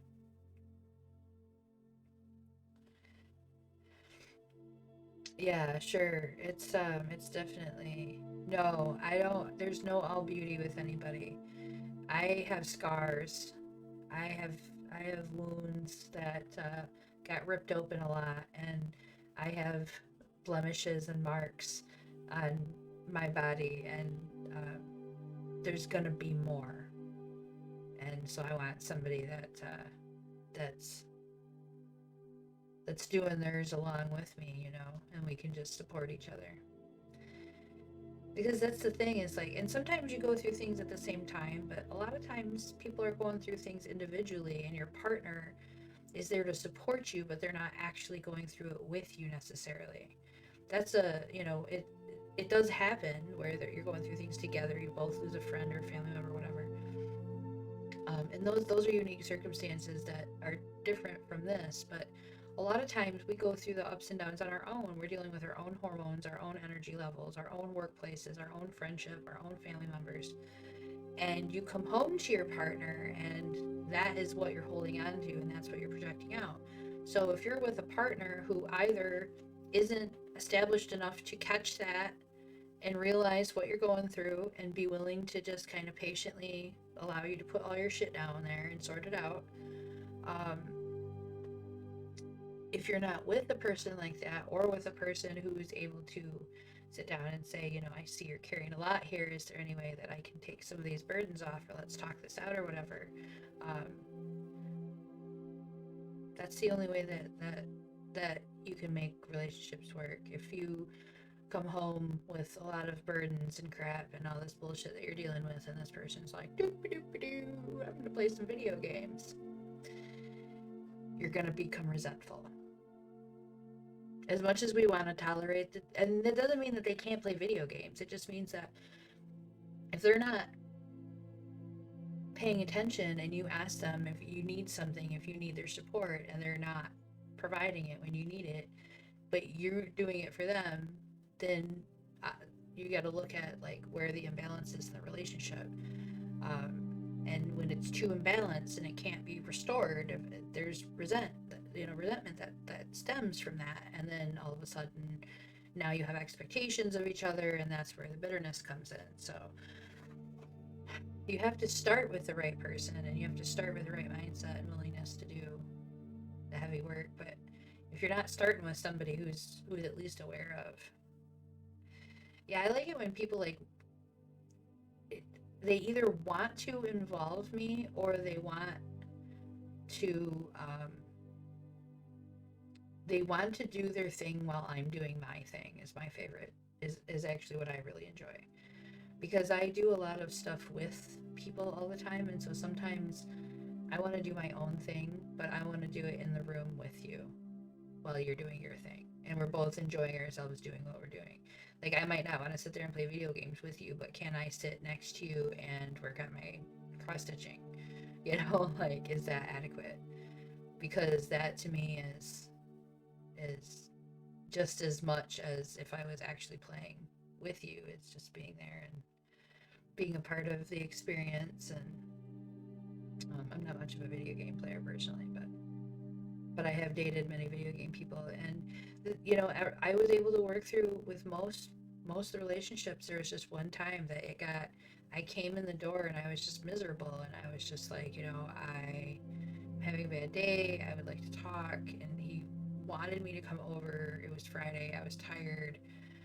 I came over anyway, and then I walk in the door and I'm just like, I just really like need to chill right now, and just like, you know, we rub my shoulders, and he's just like, I'm about to start a raid. Like, why did I come here? So at that point, it was definitely me wanting to deal with myself and being very upset, feeling like I wasn't being heard, and there was a lot of resentment there. And eventually, I just started hating the game system to where I just didn't even want to come over if that's what his plans were, because he wasn't willing to put them aside for the sake of me. And it wasn't about us doing things at the same time. It was about, I'm doing this. Whatever you're doing is on you. And that to me was just like really selfish. But Leos can be selfish, so. And it's not, he wasn't a terrible person. He wasn't a terrible boyfriend at all. But there was just some times that he just wasn't there, and I wasn't good enough at what I needed to do. I had to learn how to say, I need this, and you're not giving it to me. And if you're not going to be able to do that, then we're going to have some problems relating.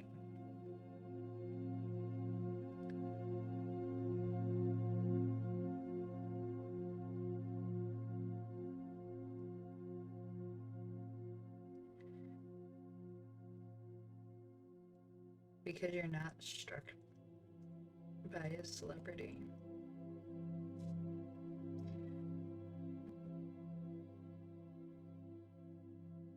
I think a lot of people get like that. They can be very, very egotistical and have these like full-on blocks, you know.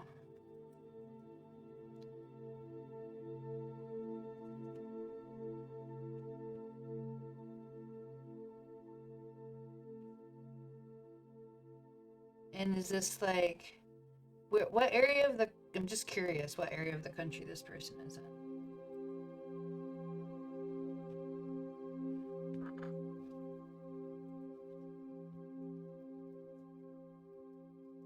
Just chart. What's their, or birthday by chance? Just curious.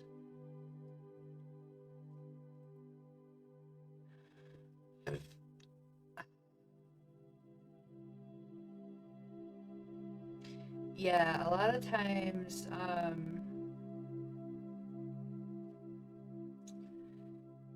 that's what they're used to, and then when you don't give it, that's actually what they're looking for, but it annoys them because they don't know.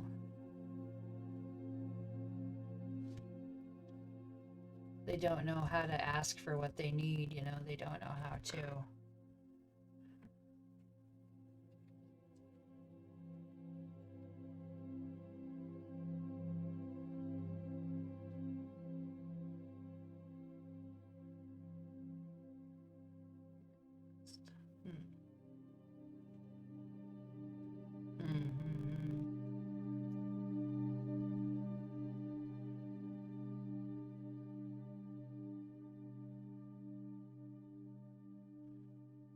Be honest with you, hi Beth Ben. I don't know how to do my Q thing.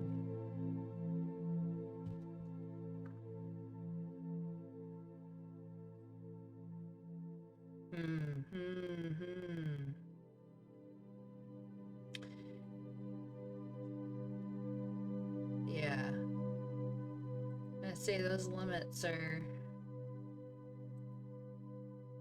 that can cause a problem, you know? It just seems like they're hiding. There's a lot that they're hiding here, and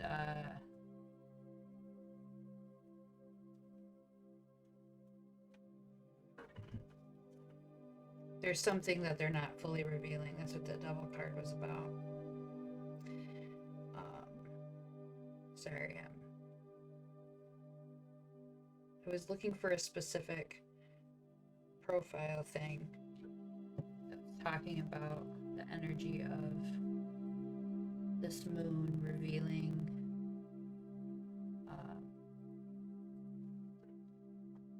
but yeah.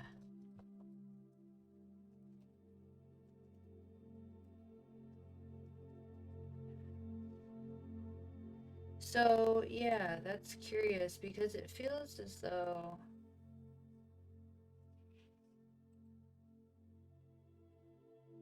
there's some other reason behind this. Sorry, I'm multitasking. Yeah, the curiosity is the shadow self.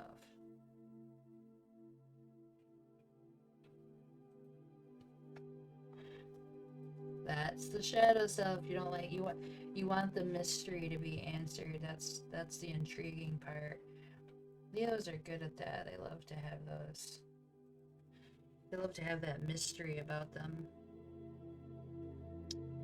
But I'm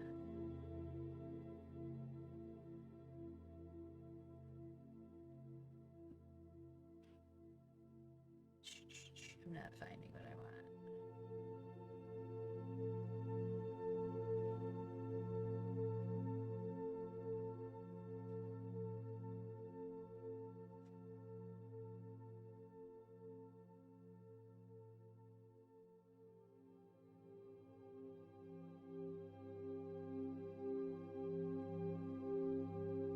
Yeah, I think that's the part you need to be letting go, because it's not genuine, so it's not what you're thinking it is, and there's more complication here. It's too much work.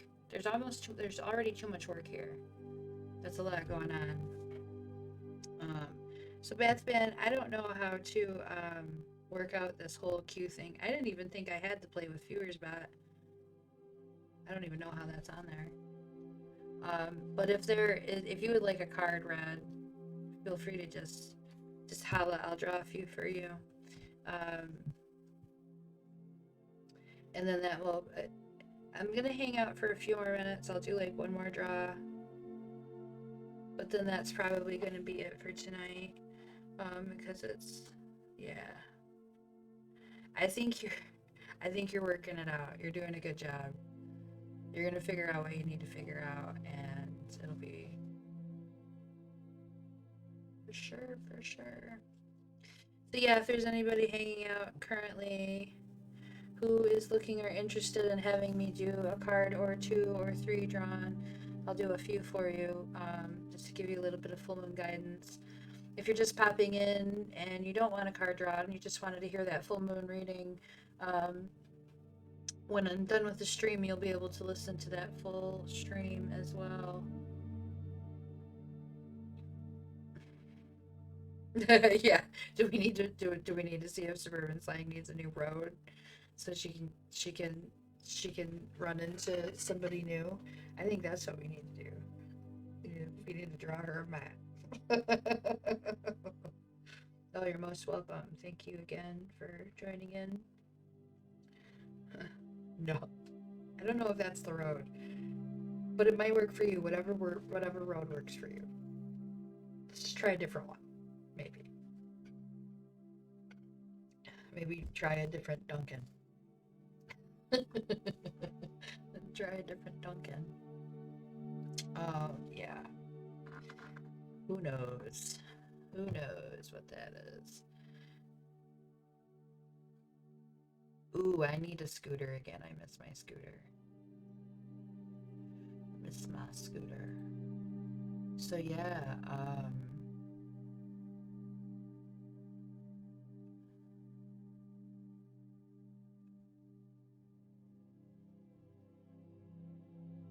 I know it is. It's like take a road that isn't the road that you need to be on. Just goes a long way for no reason. I would though. I do that. I used to do that all the time.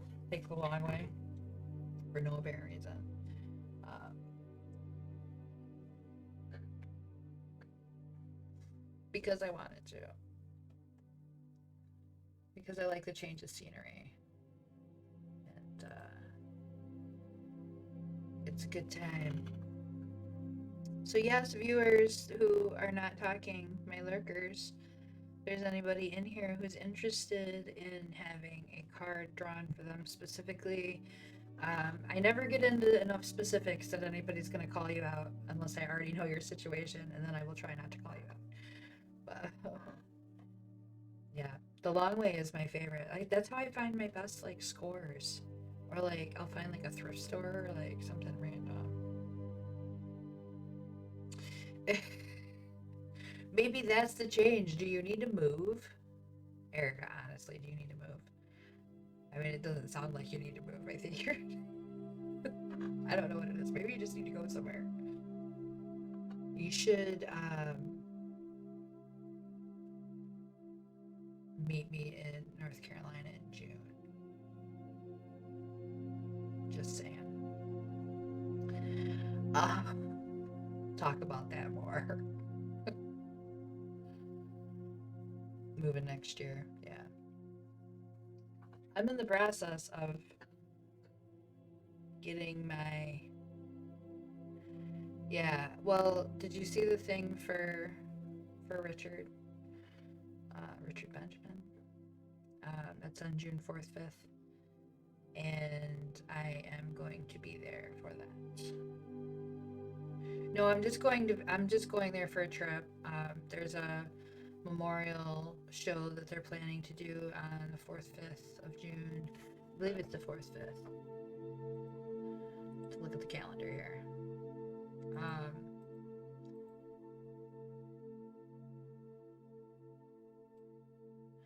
Oh yeah, he was a good friend of Burnham's. he was a good friend of Colin's, and he was a really big supporter of Big Four. He was one of the first people on the street team, and he was always really cool in the group. And when I last February came through and I met up with Suburban Slang and ended up swinging around, grabbed P.T. Burnham, and then we went to first we went to Richmond, Virginia for a show with Chesky and Gregory Pepper, and then we went to North Carolina. And when we got to North Carolina, the first place we went to was Richard's house. So I got to meet this person that I had been chatting with online periodically for a while. And he was super, super, really awesome person. And that particular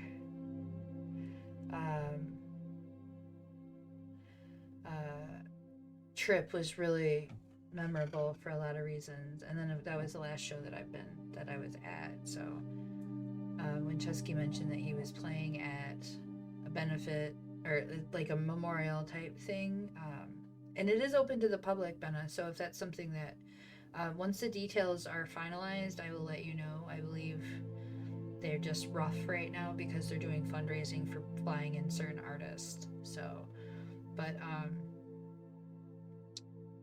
yeah, I intend to be there for that, and I'm working on getting my vaccine so I can go and be safe. That's the goal currently. I might have to drive down to Ford Field in Detroit and do like a mass vaccination clinic, but like I'm willing to do that if that's what it takes. But yeah, I mean I don't like I'm gonna be there, but anyway, yeah, I'll let you know the details once I know them. That's something that I really want to do. I'm trying to make that happen, and then I have other plans later the next week. I have plans the next week as well. So it's gonna be June's gonna be where everything kicks off for me. But yeah, there's gonna be some really really phenomenal artists there, and if it's possible for you to come through, I would definitely love to spend some time with you. Anyone who would like to spend some time with me, if I happen to be in your area or we meet up somewhere, I'm always down for that. So yeah. Last call, I didn't get any responses, so I'm thinking that my lurkers are just gonna lurk for tonight, but maybe next time you'll hit me up and you'll want to talk about something specific. I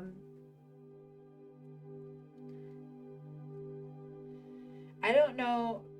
Okay, Bathman, I don't know how that thing works. I didn't even think I had it set up. So, do you want cards read? I'm not that savvy. Because I thought for sure that I turned that off. There's like a cue thing, I don't even know what it is. Like, where is this thing? Plays of...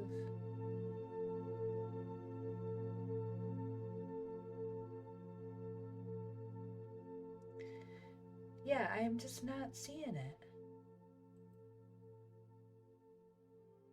I don't even know how it's in here. Because I'm pretty sure I didn't activate it. Yeah, it's not, I don't know. I'm so confused. But anyway, let me go ahead and I'll draw a few cards for you before I sign off for the night.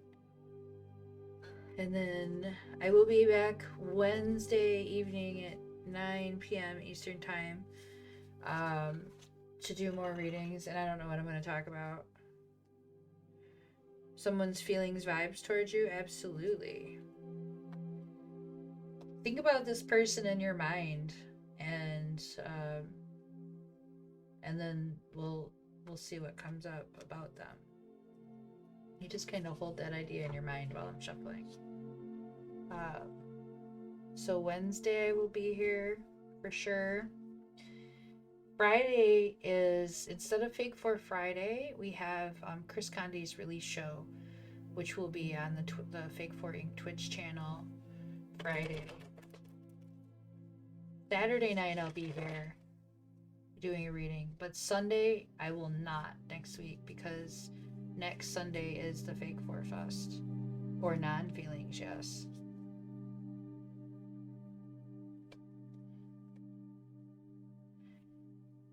Who knows?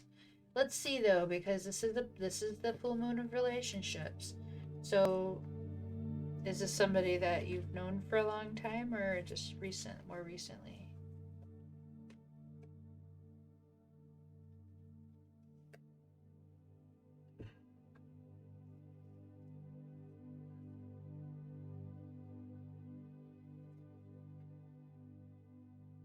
Is this Bathman? Is this how long have you known them? Ooh. I'm gonna read them, don't worry. I'm reacting, but I'm gonna read them, I promise. So let's start off with this Ace of Wands. Oh, okay. So look, Ace of Wands suggests that there's some action in the air here. It's a thought process currently. But in order for things to occur, things have to actually be acted on. Sometimes you have to make your thoughts or intentions known. That's an affirmative do something. There's always a do something. Do the thing. But in this case, I would suggest that it's a more positive, like maybe you have to be a little bit more clear. Maybe you have to throw some potential out there. Because the Lovers card came up. So there's some balance here. This person balances you in some way potentially. Maybe there's some energy there. Maybe they're a twin flame. Now, twin flames aren't forever. Sometimes we just have these connections that allow us to heal and be better people, and so they don't last forever. But that doesn't mean that they're not important, and they aren't really profound, and they don't impact your entire life. They're totally worth it. Totally worth it. Isabel, baby, yes. Give me just a moment to finish up for Bathman, and then I absolutely will. So, Bathman, Wheel of Fortune, things take time. They move. There's cycles. It's not immediate.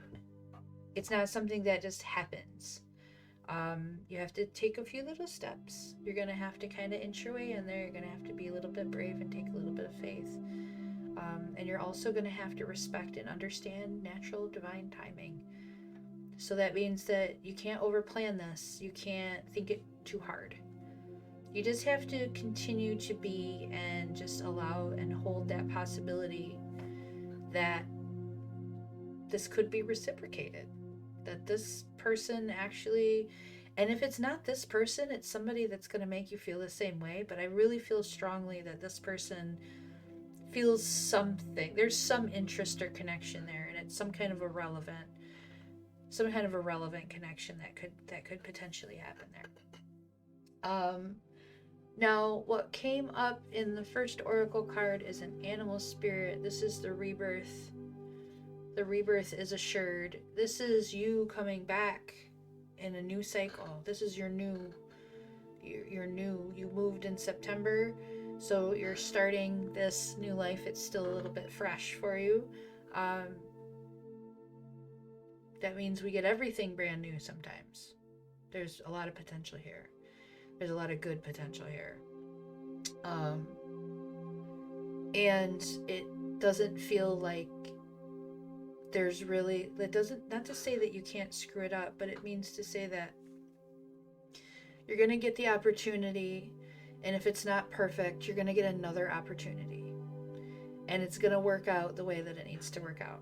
So you got to have a little bit of faith in this, and a little bit of confidence, and a little bit of trust that the timing is going to happen, And when the opportunity presents itself, when something lands in your lap and you go, should I offer this? Should I say this? Should I do this?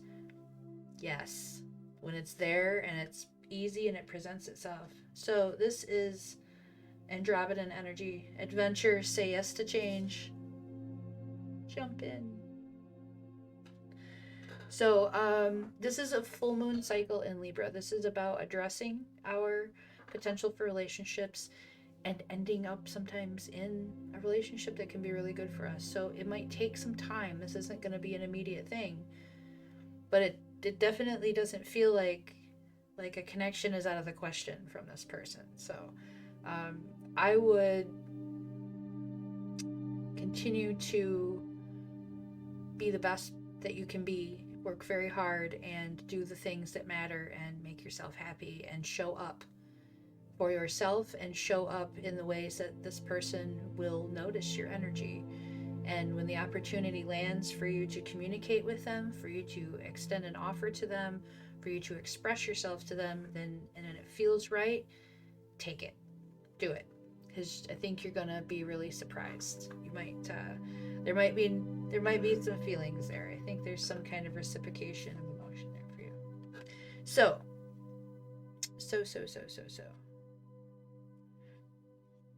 there's so many. Oh, and it's 11:11. Well, it is for me. I'm at Eastern Standard Time. 11:11.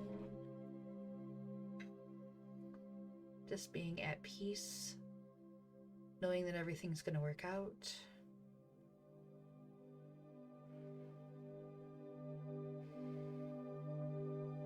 It's not about making wishes.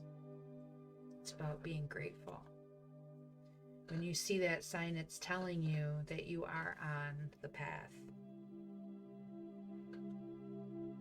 You are on the path. You're doing the things you're supposed to be doing. You're asking the right questions. You're moving in the direction that you're supposed to be moving in.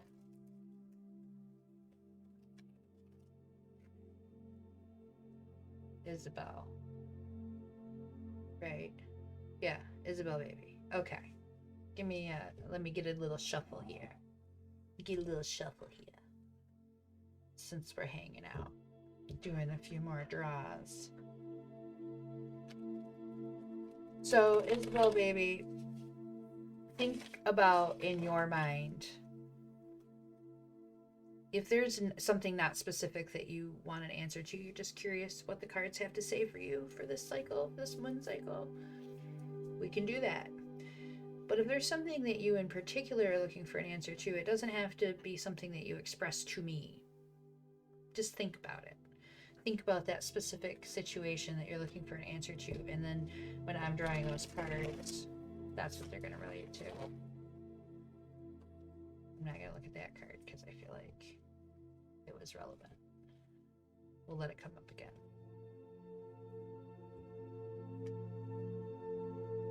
So, not yet. We'll get there with patience. We don't rush it. I feel bad because when I do private readings, sometimes it takes me a really long time, but then I do the reading and they're like 35-40 minutes long. You are welcome, Beth Van. Come back and see me if it works out. I want to know all the details. Just trust and allow. Let it fall into place for you. So Isabel baby, all right, you're concentrating for me.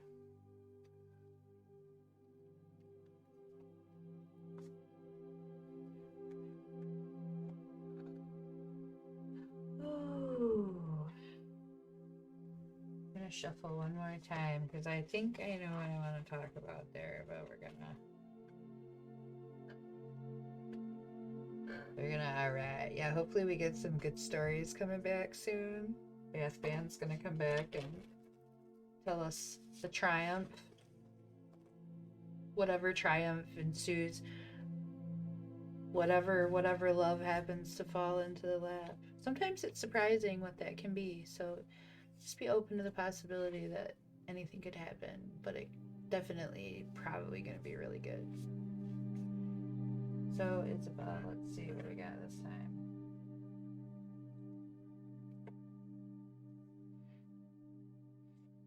Ew.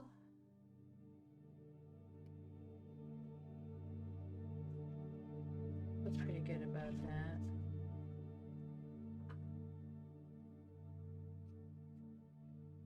We've got some mother energy here. We've got some environmental influence here. And I'm gonna do it one more time.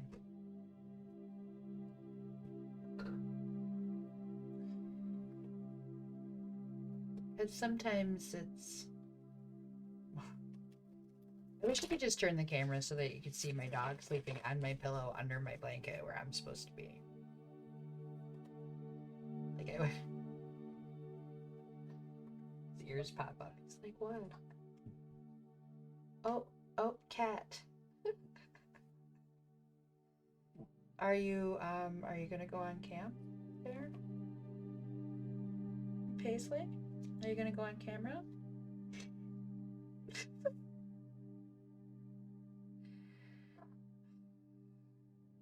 Please don't show your butthole to the camera. It'd be terrible. Here, Twitch, here's something you've never seen before.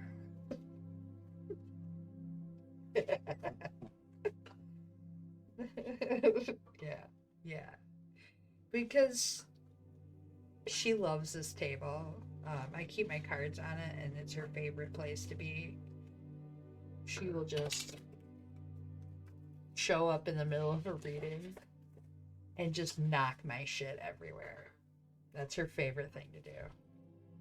She's my familiar, though, so what should I, She's an asshole, and I love her. But I've got a couple cards here for you, Isabel. Just a second. I'm trying to get some... I want some oracle cards to go with it. They needed to be shuffled. I kept picking the same ones. Which can be a good thing.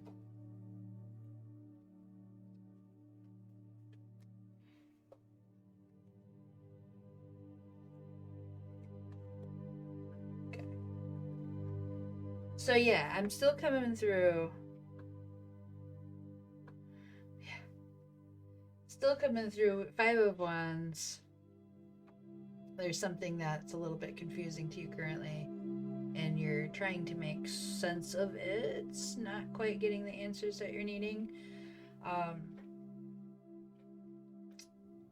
That is because there is a shattered perception here.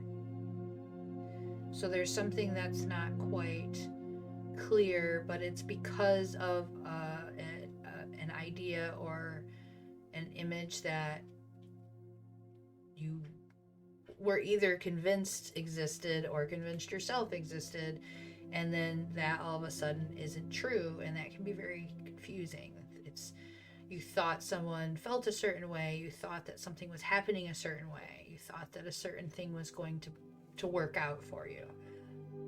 So this card just kind of talking about that uncertainty and that, like, not sure that, okay, what's next?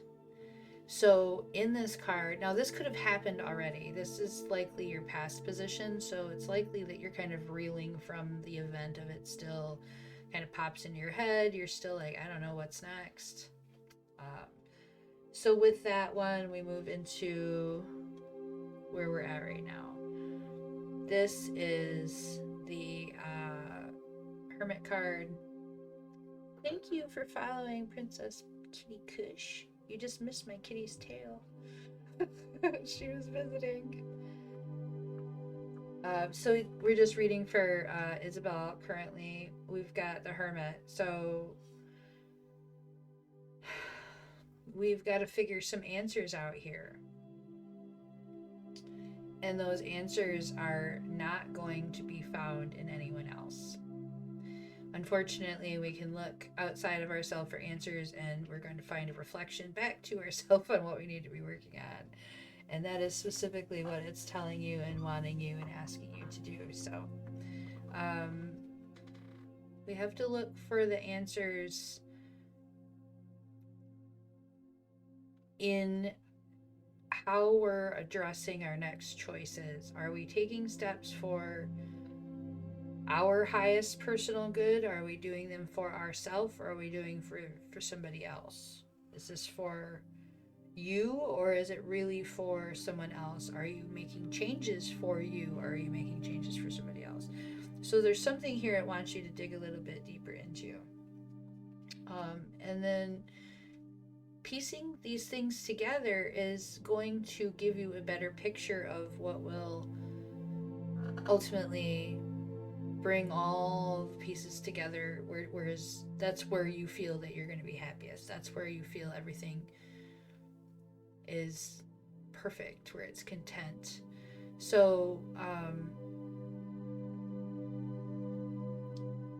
it looks like there's something that we might need to apologize for. And if that's the case, the best way to do it is to just own it and do it. Now, it could also indicate that there's somebody that needs to apologize to you and that you need to be open to it. But this card here is the I'm sorry card. This is the we need to fix something here. We have been uprooted. This situation has caused some problems, some trust issues, some conflict, some tension here, and somebody needs to rectify a wrong. Now, if it's you, we tend to not want to take responsibility, because then we have to be like, okay, feelings and stuff. But you'd be surprised how much easier things can get when we're willing to just own it and forgive yourself for it and do better next time.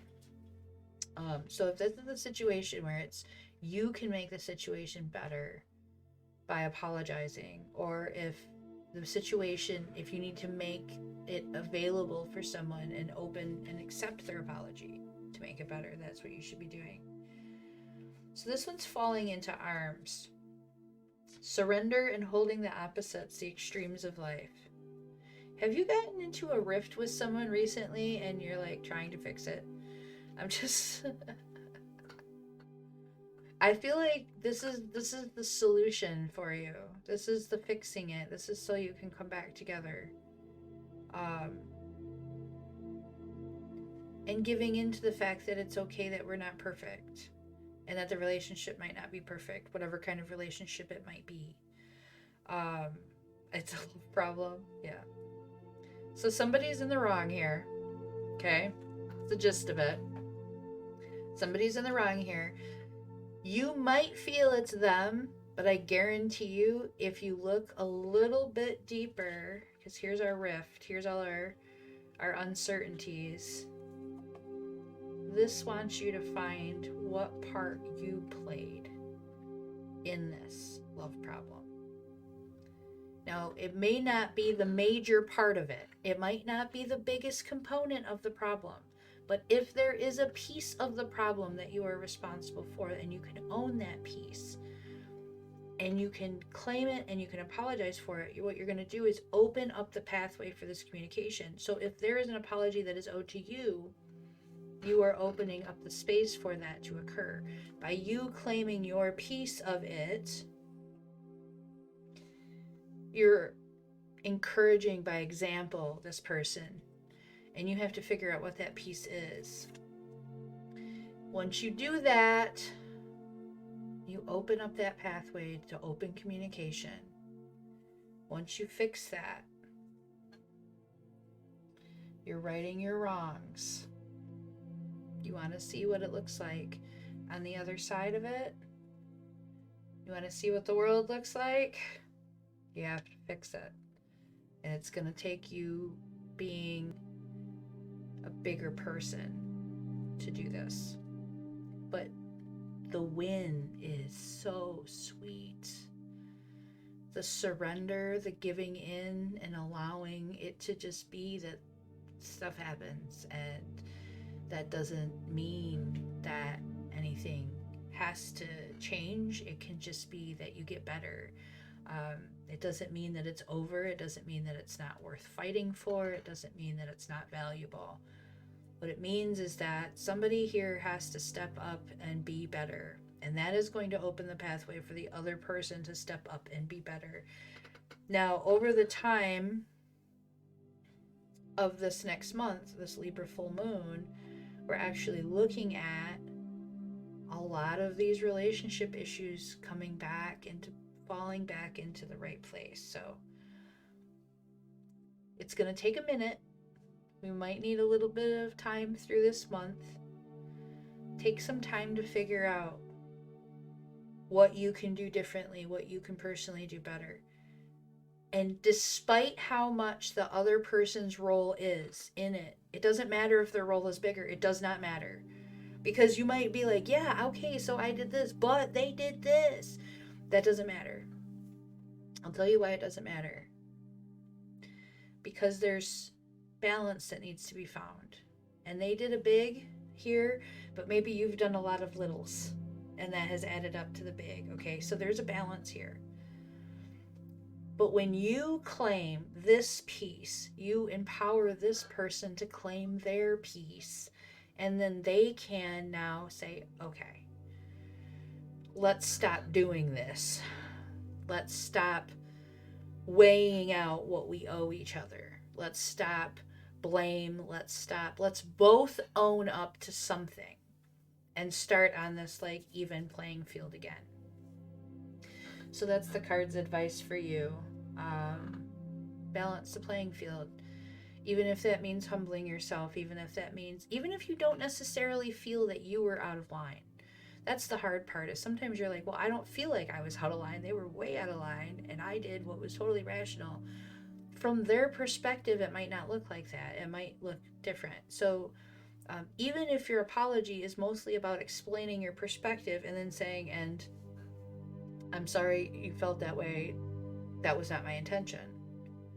That's sometimes very workable. Sometimes that's enough to get the person to go, oh, wow, okay, well, I took that wrong. And then my reaction was bad. So we get into it, and then we get ourselves out of it. If we want these relationships to last and to be meaningful and powerful, we have to do a little bit of work. And that means us too. It doesn't mean just the partner. We're not infallible. Yeah, but it's always like I read and then I go, oh, is there something that I need to be apologizing for? Should I be? You feel it's pressure. Yeah, I think that, for you with that Hermit card, that's you stepping back and just figuring out your own pieces in this. Focusing in on yourself for a minute. And doing so and focusing in on yourself, you're going to reflect that back to him as well. And maybe that's how you get him to think about his part in it, where you're doing like, okay, you know what, I'm over here. I'm dealing with me. I'm hermit. I'm in hermit mode. I'm handling me.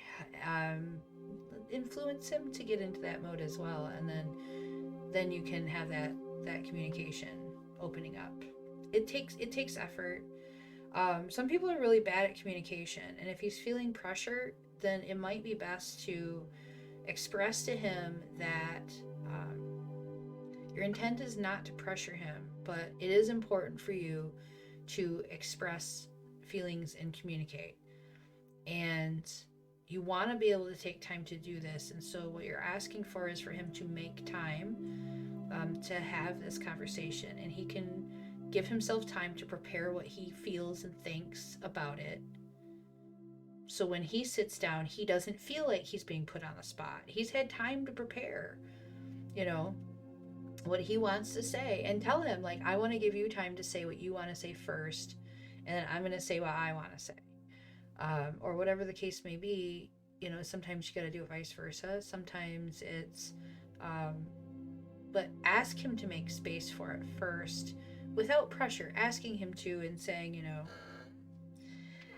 and I think that's the thing is maybe he doesn't know.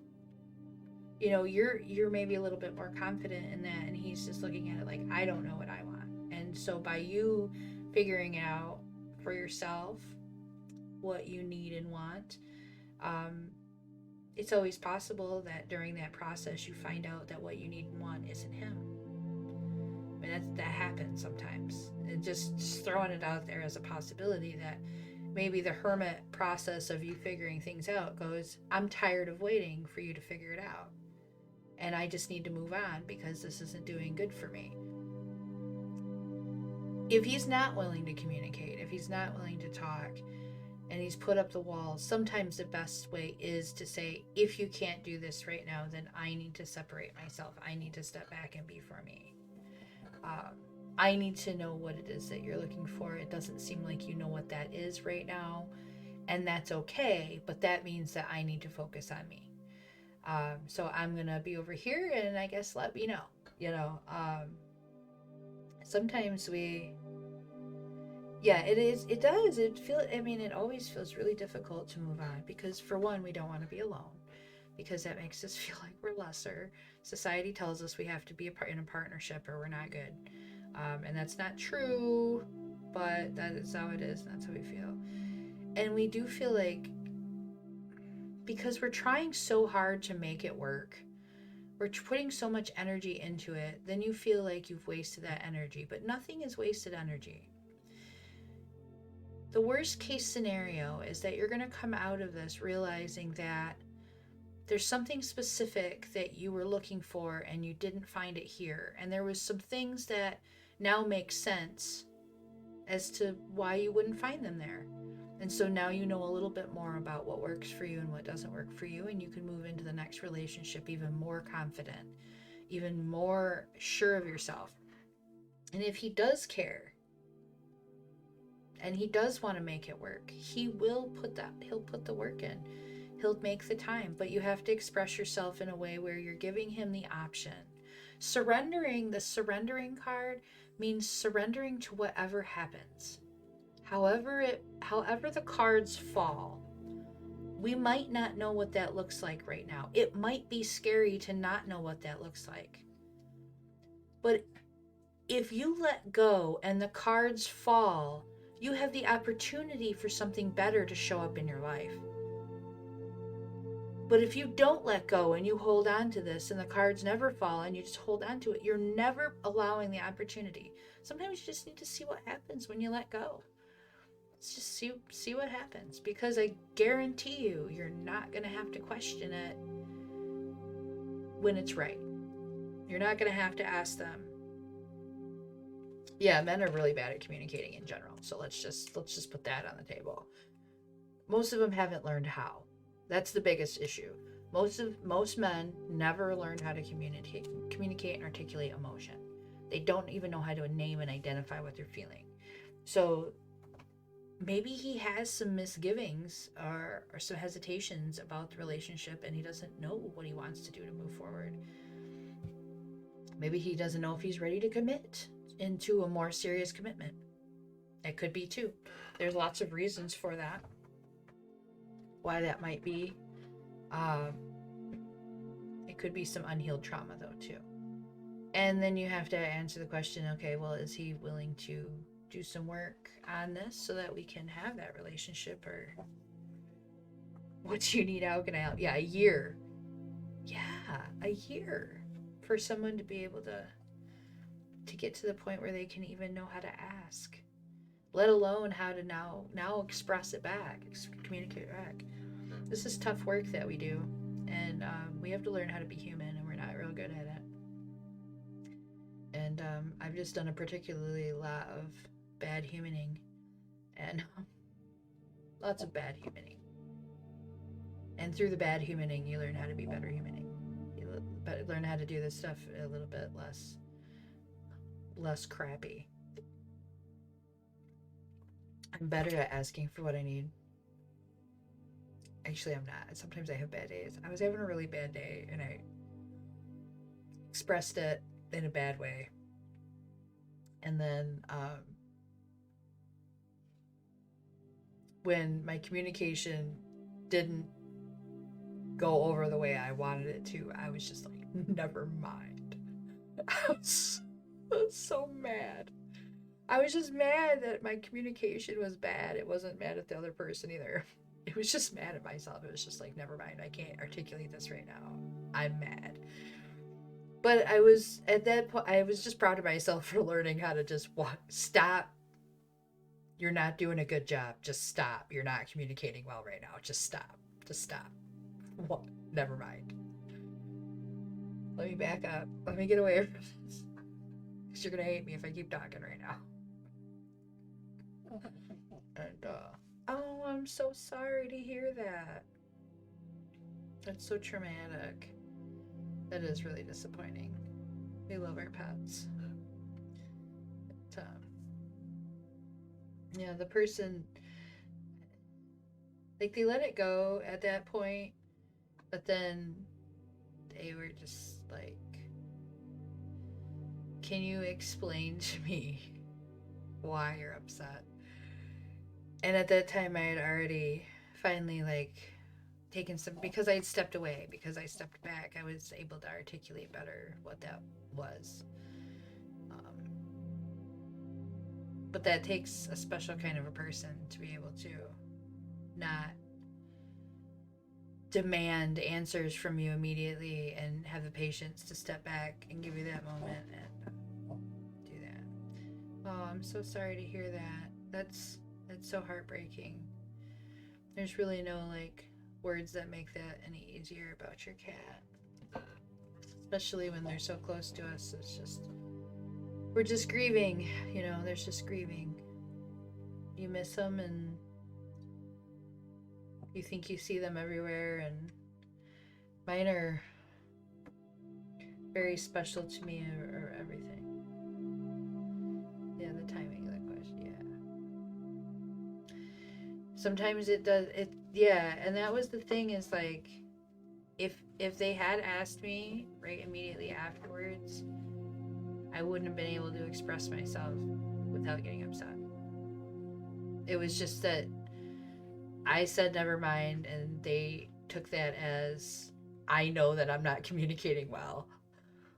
So they let me have my moment, but then we're like, okay, now please explain. But then I was able to, and it made a lot more sense afterwards. And so yeah, it is timing too. It's knowing when to ask, but knowing when to back up, knowing when to give somebody a little bit of space, and let them articulate themselves better if they're not doing a good job. I've been working on giving space. Like, I want to be present all the time, especially when I really care about somebody. Like, I want to be there all the time for them. Like, hi, how are you? And that just doesn't work for people all the time. Sometimes you need to give them time to work on them too, so that they can work on their happiness. Especially if you don't want to be doing the work for them, you got to give them time to do the work. When you're in a situation where these two people are constantly on each other and they're not giving each other space, generally speaking, nobody's doing any work. You have to separate and do great things to come back together to celebrate, you know. It doesn't mean you can't do things together too, but that just means that you should take some time to separate and work on you as an individual. And you should want to be with a partner who also takes time to do that. That should be a big priority. Together working on stuff, but separate working on stuff also. Ha ha ha, not blow up before the question comes. Yeah. Yeah. I have an incessant need to explain answers. And so for me, that was the hardest thing, was I had to give up being understood immediately all the time. I had to recognize that sometimes I'm not doing a good job. And I need to back up. So, and you know, it was tempting because I did want to be like, what do you mean you don't? It's probably this, and like there's like a million things that it's that negative train that was just like, and I had to be like, no, negative train. That's not the case here, negative train. You're just not explaining it right. had to shut that thing up. Get out of here. You're messing me up again. That's not true. There was no reason to think the stuff that was popping in my head. That's why I was just like, never mind. Never mind. I do think they possibly interpreted it as like I was more irritated with them, but then they're just more compassionate for responding. Thank you for following, Anna. So yeah, we're, you know, it's always weird to me, like, it doesn't matter what time I'm at, like, if I'm on late, people are up. Somebody's up. Get some more West Coasters. I'm not going to be on for a whole too much longer. If there's anybody in here that is interested in having a few cards pulled, I'll do one more. I'm signing off at midnight because I have to get up at 7 a.m. So definitely signing up. Yeah, there's somebody always up. It's Twitch. There's somebody always on Twitch. It's always, we always have, my early morning ones are like later in the evening for European friends. So I haven't been doing early morning ones lately, but I've had a lot of requests. So like, can you do a morning one? Because I'll be there. I'm like, and I have to get up in the morning. And I gotta get up and do stuff anyway, but that's extra. I'll make a deal with them. I can do it if I can do it in my pajamas with no makeup on.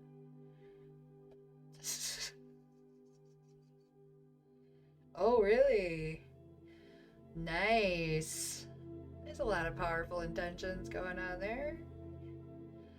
Well,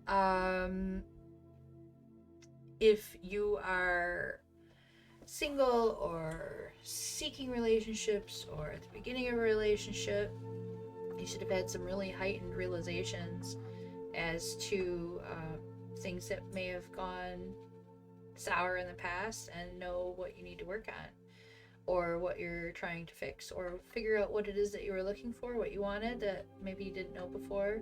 If you're in a relationship, a lot of times that can mean that you are finding some powerful connection with that person, understanding them a little bit on a deeper level. This full moon in particular, this Libra full moon, is about relationships, and the influence of the Libra energy is about finding balance in our relationships. So that means fixing the imbalances. That means trying to identify where we need a little more or where we need to take a little less. So yeah, that's a lot of what that energy is. Definitely gonna get some things, especially if some past stuff has come up, where you were like, oh man, that situation, wow, how'd that happen, or whatever. You get some clarification in your mind, a little bit of clarity in your mind, a little bit of pops into your head. Definitely think about moving past that. Think about what's next. Think about the opposite of that. Because this is about pushing forward and about balancing and rectifying these things. So we need to find the evil opposite. Of course. Thank you, Anna, for joining us. I will be back Wednesday. Wednesday night is going to be my next stream, 9 p.m. And then Saturday I'll do a 9 p.m. And then this Sunday I would normally be on at 9 p.m. But I am just going to be finishing the festival stream for Fake 4 Inc. So I will probably not do a Sunday night stream. I'm going to be super tired.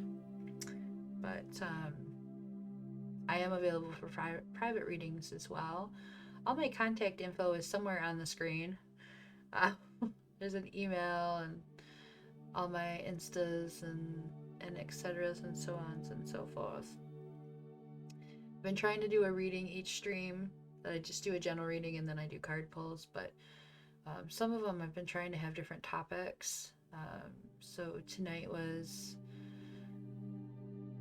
finding and then releasing, setting and releasing your intentions with the full moon. So if you want to check that out after I sign off, you'll be able to watch it. It'll be there in full. And yeah, it should be a good time.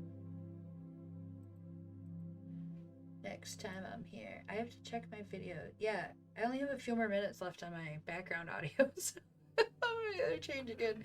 No, I'm going to sign off because I actually do want to go to bed. So please check back with me. Follow if you would like to check the stream out again. I would love to visit with you, answer any queries you have, discuss anything you'd like to discuss. You can pretty much ask me anything, whether it's spiritual, relationship, personal, self-employment. Like, I don't care. I can talk about and relate to just about anything. If I can't specifically relate to it, I've got something that probably will still make a little bit of sense for you. We'll pull from the cards, we'll use our intuition, we'll see what comes up. I do a lot of situational and intuition, cold reading kind of things, and just call things out for what they are. See how they go. I will figure out this Q thing. I thought the live request would be the ticket for me. It doesn't seem to be doing what I want it to be doing. But, you know, it is what it is. You live, you learn. You learn more about streaming every day. It was about a year ago. Excuse me, like 2 weeks ago. A year, 2 weeks ago was the first time I actually signed on to Twitch and tried to figure anything out at all. And my first actual stream that I even helped with, I didn't even do the stream, was on, I want to say the 15th, and then 4/4 was the festival that I helped with, and then it was May something that we started the Fake 4 Fridays. So it's been just about a year, and I think I'm doing pretty well for for being an old lady, and now I'm hip and cool on Twitch. But yeah, thank everyone for joining me, and like I said again, I will be back Wednesday evening at 9 p.m. Eastern Time. Hopefully you can make it, and again Saturday, usually Saturdays and Sundays, but I have another event on Sunday. If you happen to be home on Sunday, 1 p.m. Eastern Time, the channel is Fake4 Inc. FAKEFOURINC. I host it on this channel, so you can always pop through. I'm gonna have so much music on there. It's gonna be incredible, absolutely incredible, and I'm hosting, so it's gonna be fun. I'll probably wear my Chusky shirt while Chusky's watching and I'm talking about Chusky. That'd be great. He likes that. It's his favorite. So yeah, I'm gonna head out this evening then. Much love to everyone. Thank you for joining. Sorry if you just popped in. I always get, right when I'm getting ready, I feel bad because I'm like signing off and like, oh, new viewers. Hey, check it out. We got some new viewers here. Welcome to those new viewers. I'm just getting ready to sign off. Thank you for joining. I would definitely like it if you could stop back Wednesday night. I will be back. I do not stream on Monday and Tuesday nights because I take care of my niece, and she's 4, and she talks for like 12 hours straight for 2 days in a row, and I just can't do it after that. I just want quiet. So I come back on Wednesday nights. I might do like a Thursday or a Friday. We'll see. Or Thursday. Friday is taken up with usually Fake 4 Friday, but I'm just blabbing now. I'm just blabbing. Alright, good night, much love. Nice to meet you, Anna. Thank you for joining, and everyone else who joined in. Please follow. I would love to see you again.